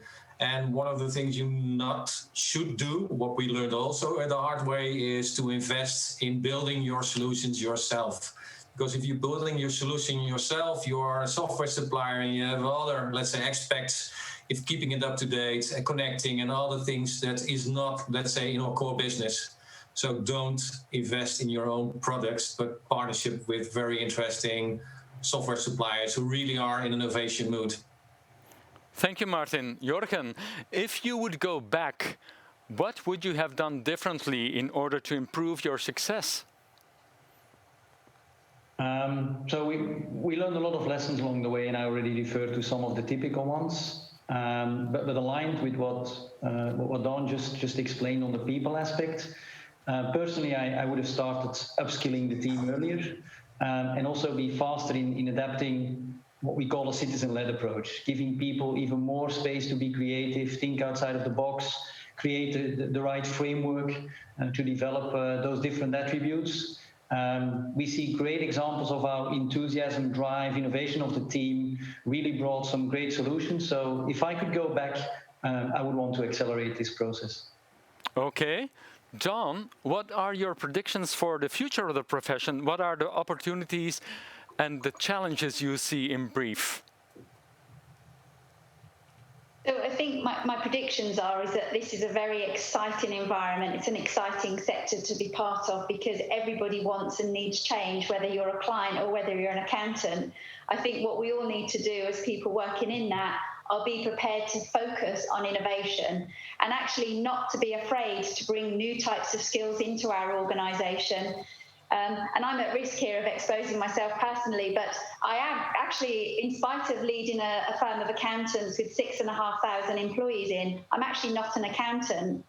Now, for me, I think that was a brave decision of the owners of this organisation to bring me in. The reason why I think accountants need to have other leaders in their businesses that aren't accountants is because actually what the profession needs is additional skills. My skills are around digital transformation. They're around scaling people businesses with the help of technology. So I think being willing to think about different types of skills that you need to bring into your organisation will really catapult you into the future. And I think that has to be very exciting and it's a fabulous opportunity. Great. And Brian, what is the first step you recommend we all take towards successful digital transformation? What's the first step? I think, think big, right? Dream big if you need to. Paint a picture of what it is you want your firm or department processes to look like, and then create your transformation around that rather than investing in technology and then trying to build your firm or your department then around that afterwards, because I just don't believe it works. Okay. Thank you very much for joining us from the UK, from Ireland, from the Netherlands, and from Belgium. Thank you, Don Marriott near Big Ben there, Jörgen Broodhaars, Brian Murphy, and Martin Wie. Thank you so much for joining us today. Thank you. Thank you. All right, that was very interesting. We'll take a short break again now to let you think about how the points that have been raised can help your business. We will also ask you 2 more questions about the discussions. Don't forget that you can win prizes, great prizes with that. So let's take a look at the questions. First one, according to Martin, which aspect is important for a digital transformation of your company? Is it research? Is it involving employees? Or is it sufficient investment? And the second question is this one. According to Brian, what do other accounting firms have to take into account for a good technology strategy? Is it standardize, centralize, digitize? Is it create a digital roadmap and a vision? Or have one person in charge? Those are the quiz questions for now. We're going to talk about bringing modern technology to accounting, how cloud, AI, and machine learning can serve accountants today in a few minutes. First, time for a break. See you soon.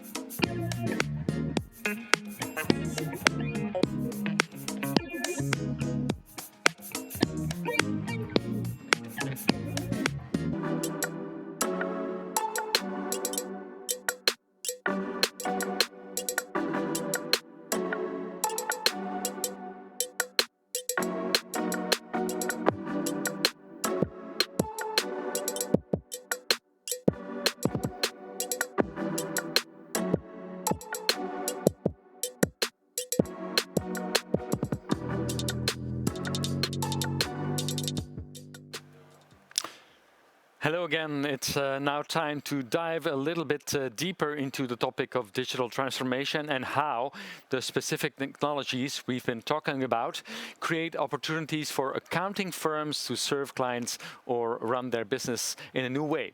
We used to talk about computerization and digitization. Now we talk about digital transformation as technology that has impacted every aspect of society and business. And no company can afford to stay behind, of course. So what do you need to know about cloud computing, artificial intelligence, machine learning, and what is the impact of these and other new and rapidly growing technologies? In previous sessions, we've identified a few of these new technologies. We've looked at their impact on business, financial services, industry, and accounting. Now is the time to learn from business leaders at the forefront of technological innovation to explore specific opportunities and risks in these key areas. And to help us do that, I'm joined by Tim van der Kastelen, co-founder of Silverfin, along with Adrian Blair, who will join us virtually, who oversees a UK-based Receipt Bank, one of the world's leading enterprise SaaS businesses for accountants, joining us virtually, as I said, and Ken Bastiaanson, who is co-founder at the machine learning company Bootsman. Let's meet them.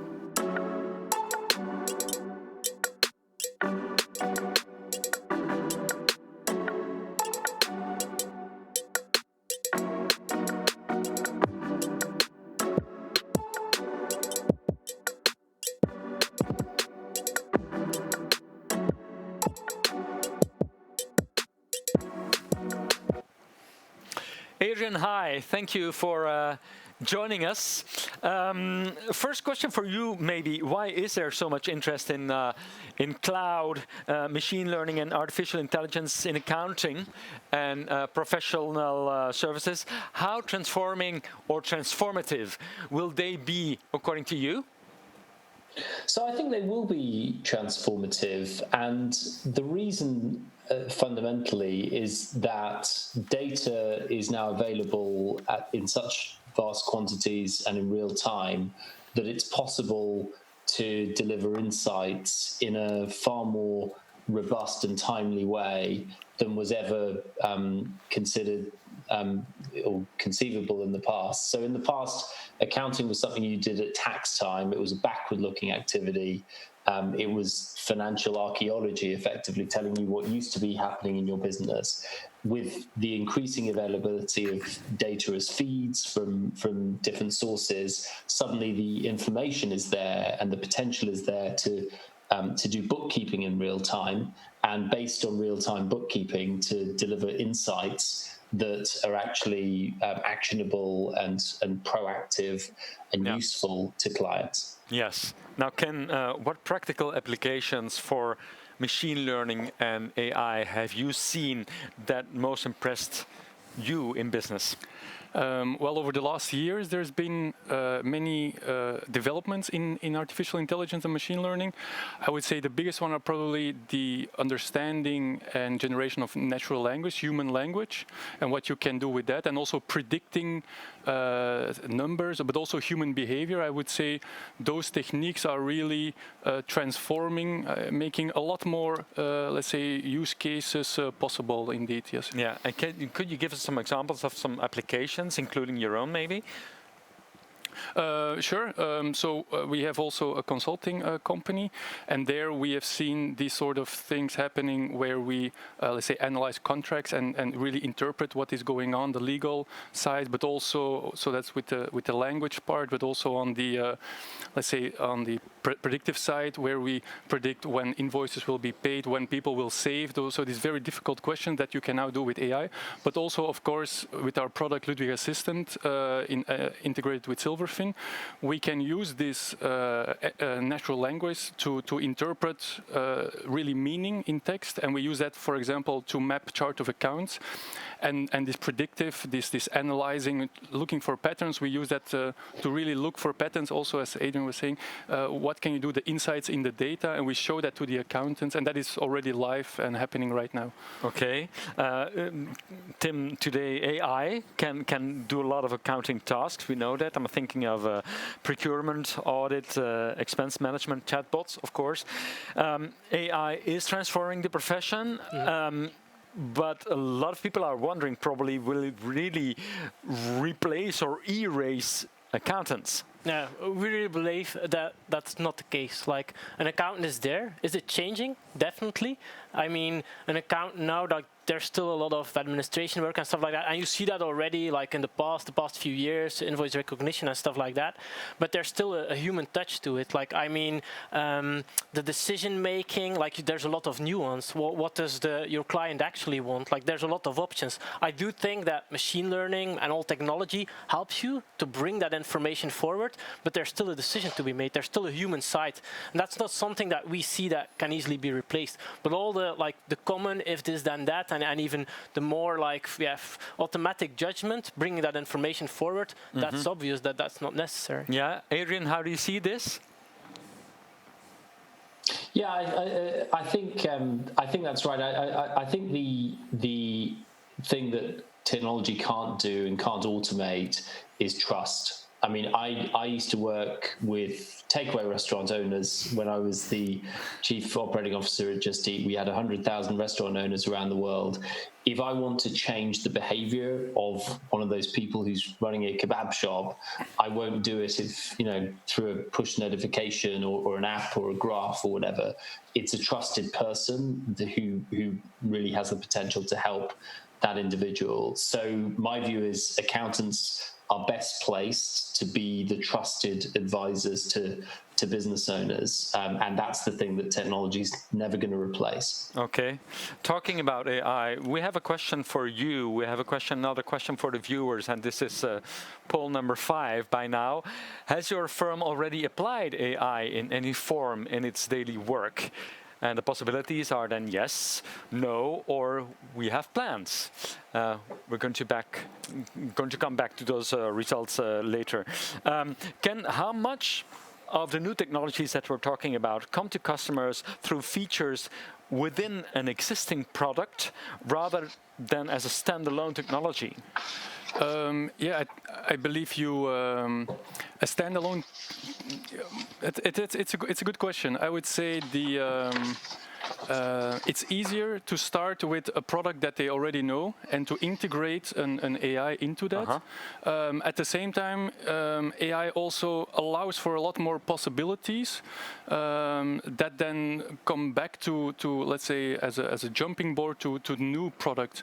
So it's a tricky question. I think what I want to emphasize here is that the connection has to be made, that they are not separate pieces, but that they are all integrated.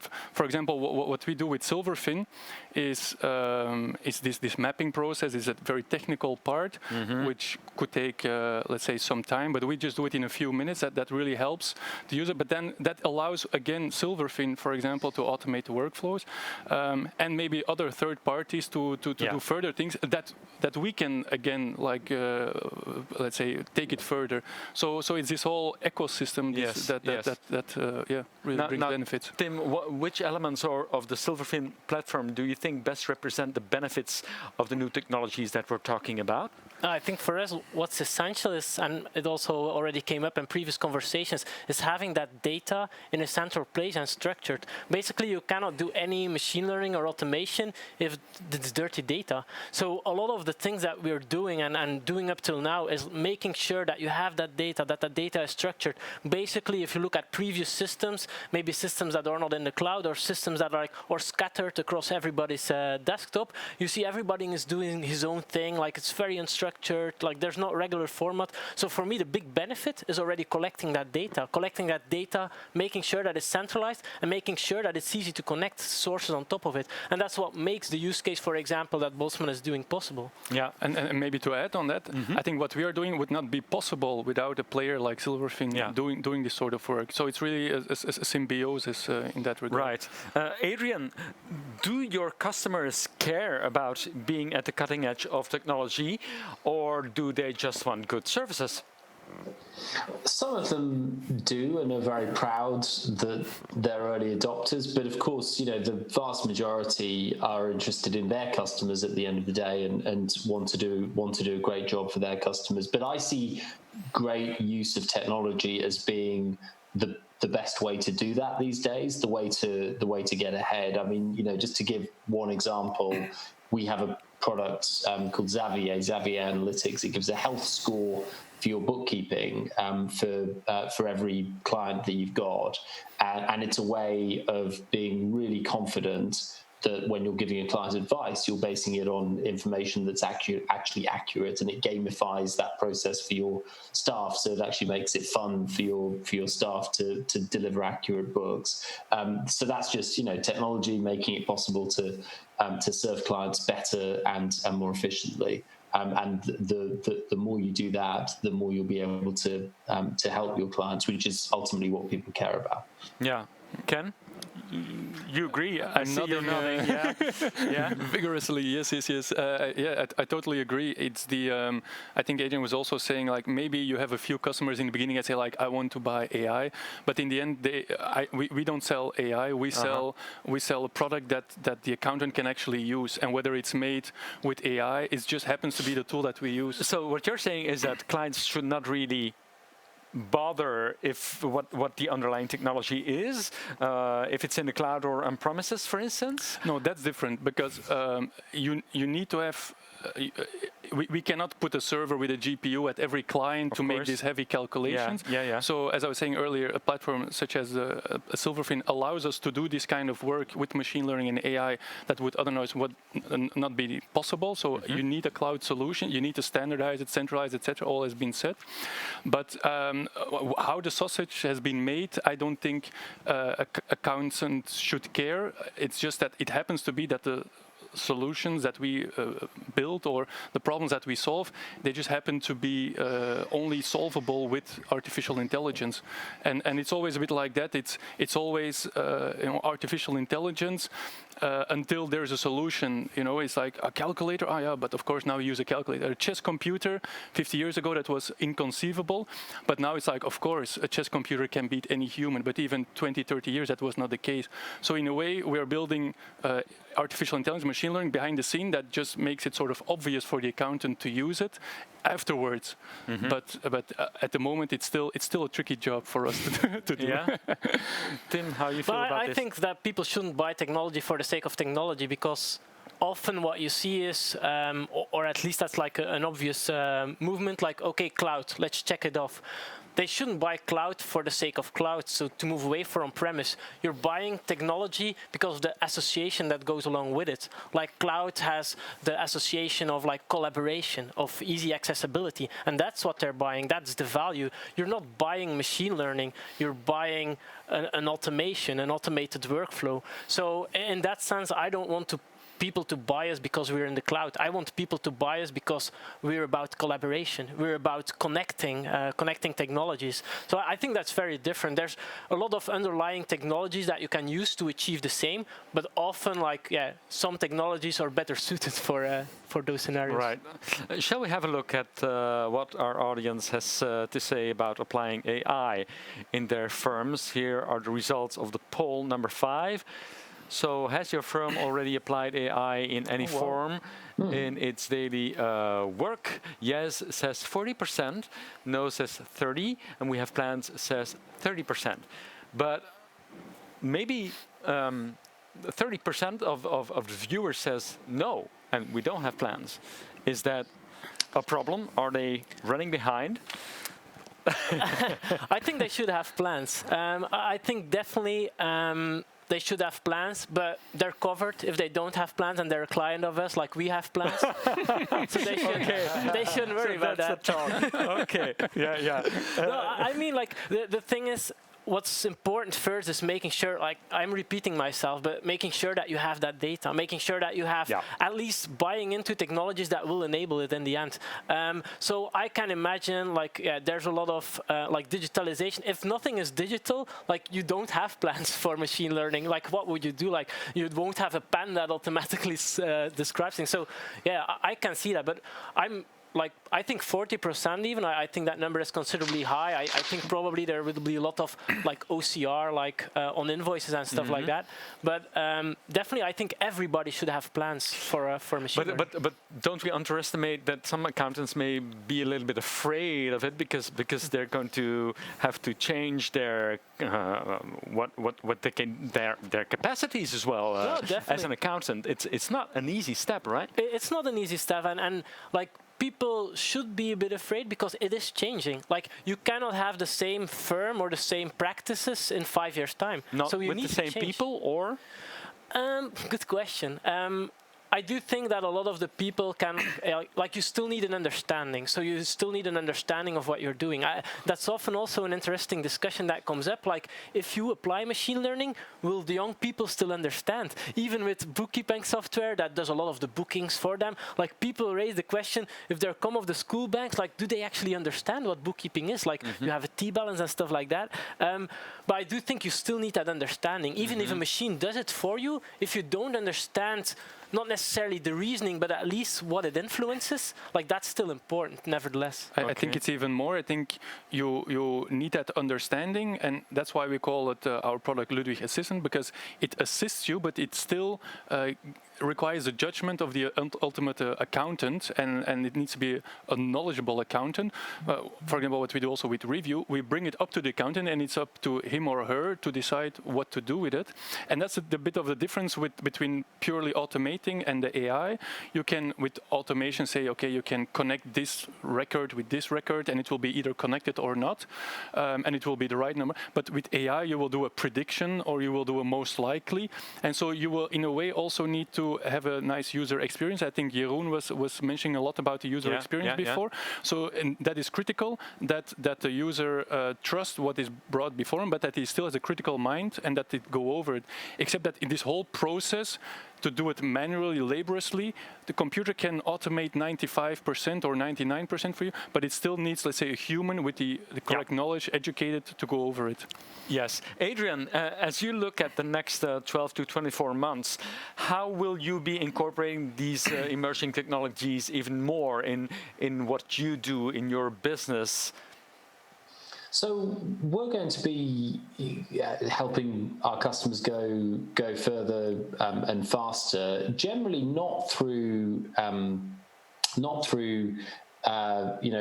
big launches of amazing new things, but more making what we have work together and go a lot further. So, we have two products at the moment. One is called Receipt Bank, which automates the collection of invoices and receipts, and it's 99% accuracy and all that kind of thing.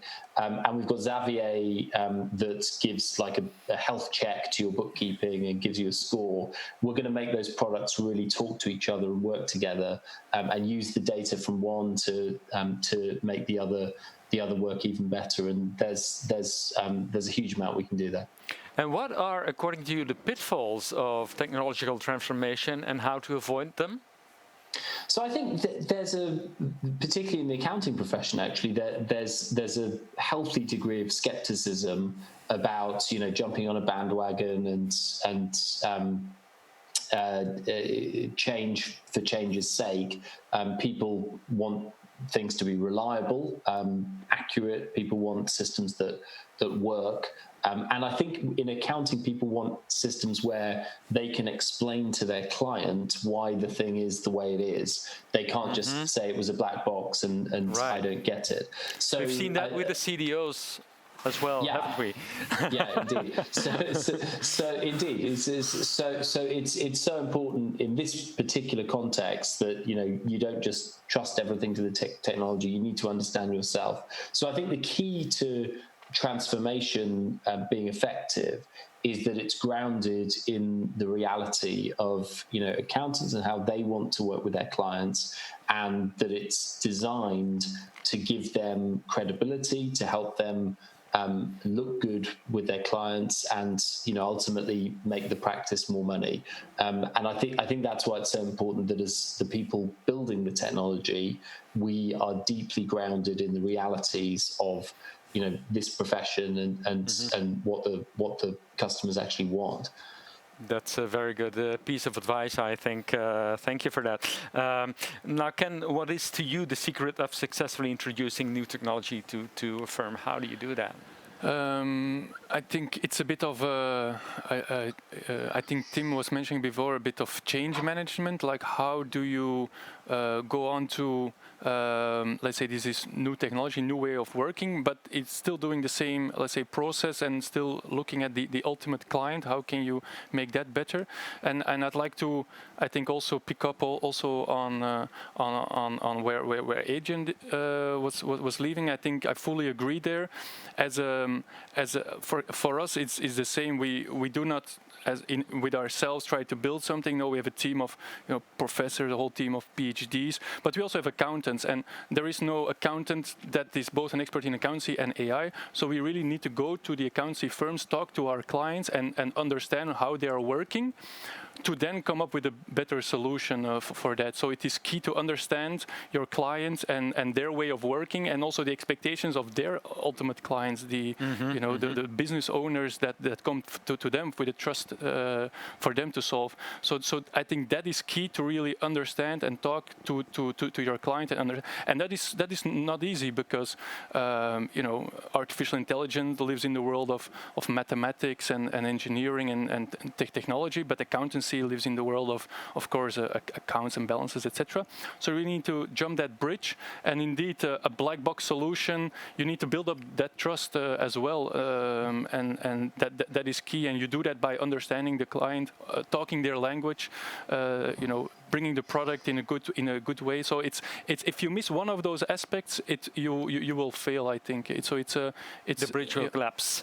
Yeah, exactly. Yeah, you agree, Tim? I definitely agree, 100%. Yeah. How, if we can look a little bit in the future of Silverfin now, how do you see technologies evolving and impacting Silverfin in the months and maybe even years to come? Yeah, maybe like how I see technology, like even short term, involving, specifically for clients and accounting firms in general, is really like, I think that people haven't adopted yet to how to really use the cloud. A bit about like the pitfalls that we discussed before. I think one of the pitfalls is also that you adopt technology, but you just take your old processes and you apply them onto the new technology. And that's completely wrong. Like, you have to reevaluate yourself, meaning it's not because you're changing your processes that you've been doing processes in the past wrong. That's not the case. It's a different world. So I do believe that in the short term, cloud is really like, people need to adapt it, like the way that collaboration there exists, the way that you connect things. I really think that that's really one of the things. But then, yeah, I think the obvious answer is machine learning if you look long term. The amount of data that we gather, the amount of structured data that we have, registering like the corrections, like when you see a junior preparing a file, a senior doing the review, then the junior does the corrections. Like, we record all of that basically to take learnings out of it, so we can actually introduce that assistant, that virtual assistant, which is part of the team that helps you. And going back, like, basically the circle is round, right? So everything that we said here, the machine learning part, I really believe that that's the future. Okay. Thank you very much, Tim van der Kastelen. Thank you, Ken Jansen. And thank you for joining us from the UK, Adrian Blair. Thank you, and have a nice day. Bye-bye. Okay, and hopefully we've provided you with some inspiration and ideas for the implementation of these new technologies in your own digital transformation. Before we move on to the last session, let's take another short break, and we'll ask you another quiz question. Only one this time. Here's your final question in our quiz. Which technology did Tim say would have the most impact in the short term on accounting? Cloud, machine learning, or blockchain? See you in a few minutes for a fireside chat with Silverfin founders Joris and Tim, who will be answering your questions. See you soon.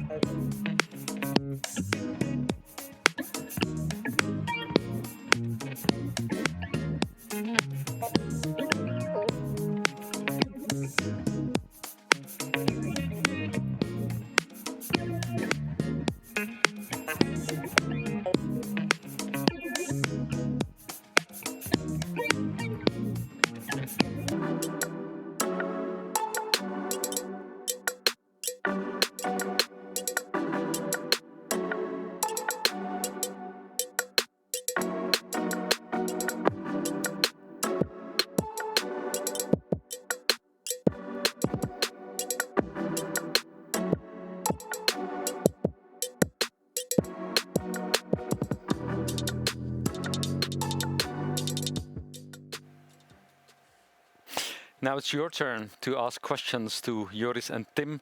Silverfin co-founders Joris and Tim are joining us here at the fireplace, as you can see, to discuss what connected accounting can mean for you.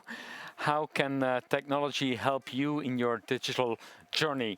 We already received a lot of questions during the show, but you can still ask your questions via the live chat box right now. Joris and Tim will do their best. They assured me to answer as many questions as possible. We'll see how many questions we have time for. And to get us started, I have a couple of questions submitted previously.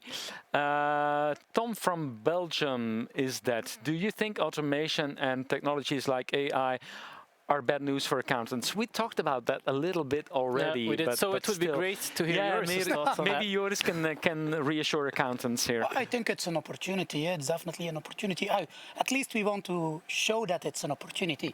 We definitely need to educate our clients and our partners in that respect to show them the impact of AI. But I think AI, we really need to see, and I'm not a technologist, as a partner in the world, in our role in the transformation. Can every accountant firm become a high-end technological new era accountancy firm? Yes, I think yes, but don't make it too complex. Actually, we try to build everything very easy in use. You'd see AI as somebody that's helping you in the platform, very collaborative. Instead of saying can, you should say should.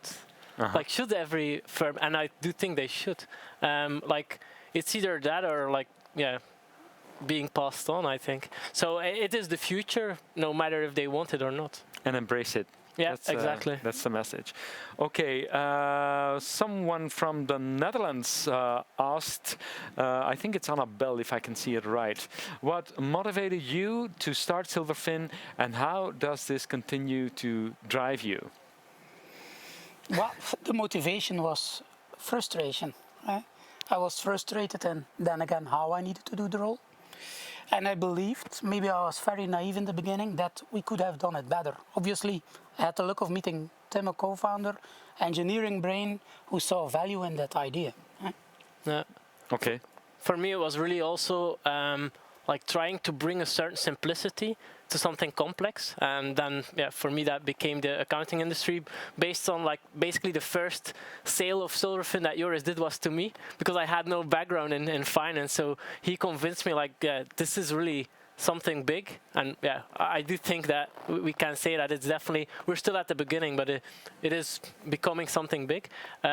So it's so much fun to see that you can help both small accounting firms and then big fours, and you can really help them in trying to make sense, make simple sense of something so complex, and make sure that you do that in a structured way. And I get joy of that. Okay. And it's really great that we can literally challenge the status quo. There has been a status quo in our industry for decades, and we now, as a company, have literally that opportunity to challenge that status quo. That's really amazing to do. It's awesome. Okay. A question that came in during the event is a question from Charlotte from Sweden. How mature do you believe accountancy firms are for your technology? Is it an easy sell? I think it's never an easy sell. Like I said, we challenge the status quo. So we really need to educate what's wrong.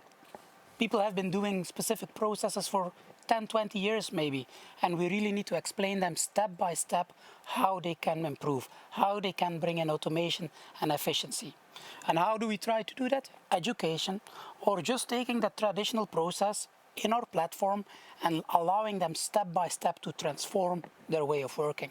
So we'll try to lower the barrier of entry literally by almost offering the same process in the platform and then taking them on that transformation journey. No, I don't think it's an easy sell, and we don't want the easy sell, because like Joris says, we want to challenge them. It's not that like people come with a solution and we want to understand the problem. We want to understand what are you doing, why are you doing it, and even if they have a solution in their mind already, we want to challenge it. Like we have a team that does nothing else than challenge people, and sometimes like the clients in the beginning they get a bit annoyed because they say like, why are you, like I know it better than you, and we tell them, that's true, you know it better, but let us reason because there's some things that we know better than you.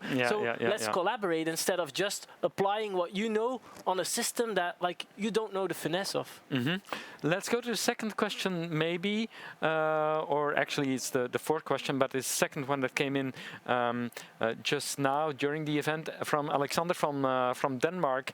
How would you convince traditional conservative accounting firms to look into a more digital approach? What's the biggest USP? Yeah, I think with going back to what I said earlier, like there's no other way. Like it's either that or stop being an accounting firm, basically. It's like it's not that dramatic if you look in the coming years, but if you don't prepare yourself for it, like you'll be left behind. I'm pretty convinced of that. Well, I think it's do or die. Yeah. Okay. Another question is from Alexander from, Dominique from Belgium.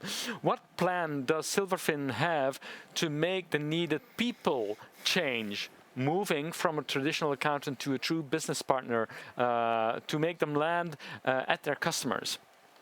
Well, that's actually a very good question because we come from an industry of number crunching, preparing reports, delivering reports, and now we want to train more analytical people that want to think about advisory. Well, that's a journey on its own, I think. But the collaboration aspect in the platform, which is for me personally the most important part in our platform, will help guide those people step by step through that transformation. Our collaboration tool will in the morning say to an accountant, hey, have a look at this. This is possibly a risk at your clients. Go have a conversation with that client. So it's all about that collaboration aspect in our platform. No, definitely. I think it's all about that. Like basically when we were talking about machine learning and stuff like that, like that's all the boring part, or some of the boring parts, is the people part that's the interesting part, and that's what we want to emphasize.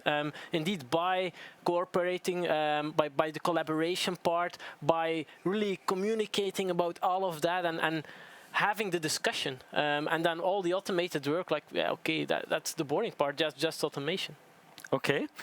Andrew from the UK asks us, what do you foresee as your competitors, industry partners, or even your own customers, accountancy firms? That's an interesting one also. If we talk about competitors at Silverfin, I think today the biggest competitor is the status quo and Microsoft Excel. That's today the biggest competitor. Obviously, we are aware of new industry players. Sometimes you can even read about companies such as Google entering the financial industry. We should be aware of that. How we see this as well is that actually we offer technology that allows accountants to almost codify their knowledge into our platform.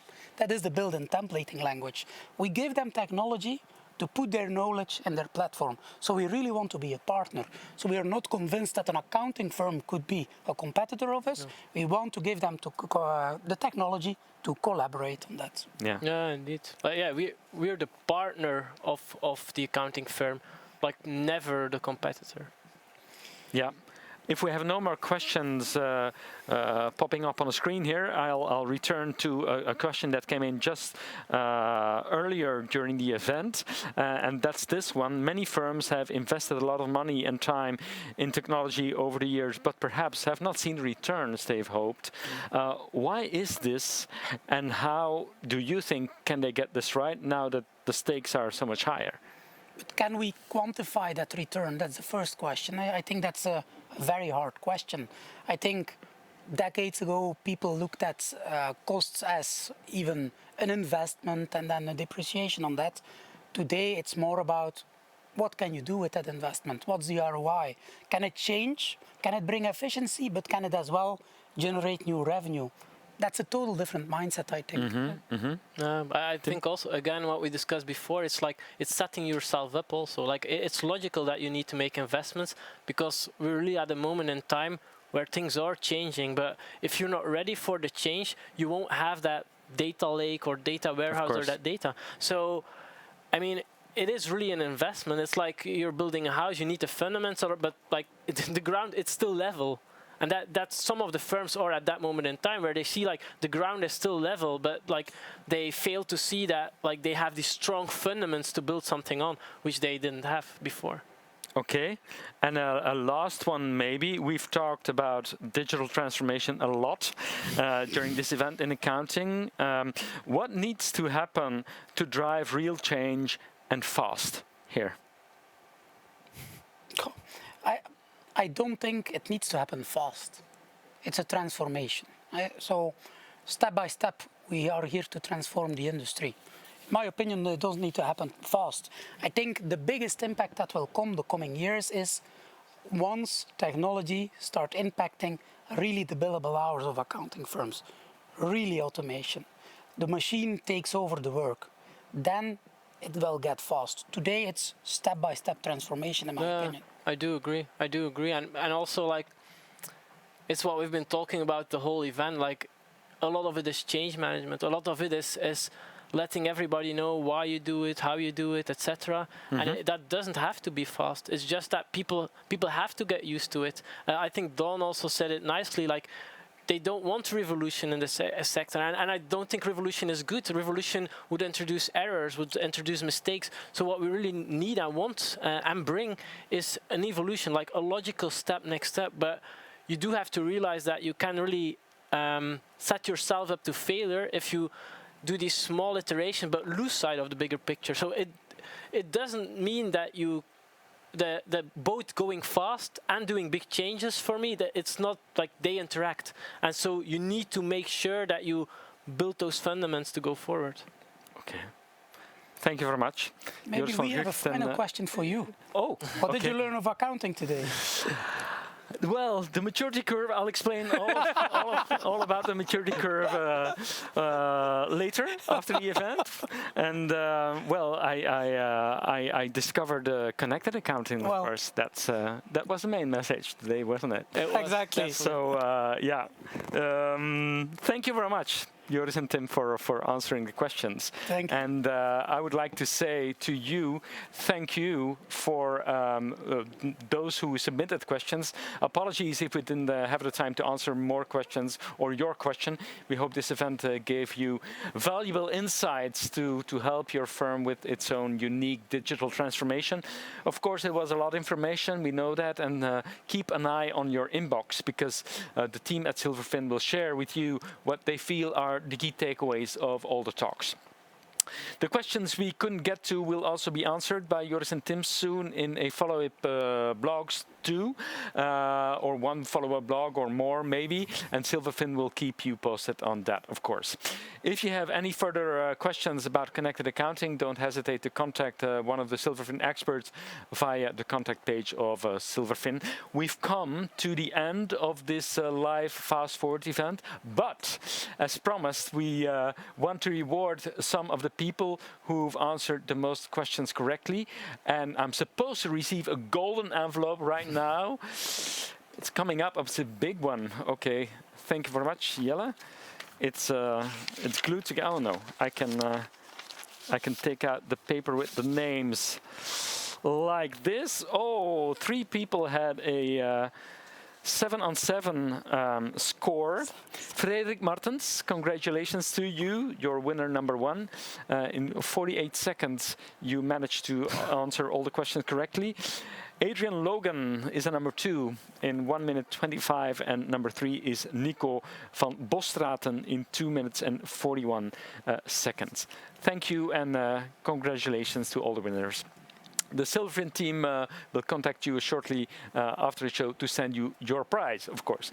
Now, before we go, we wanted to remind you that aside from the interviews that you've seen today, you can also watch more than 30 educational breakout sessions from experts at Silverfin, its customers and partners. We will send you more information about that tomorrow.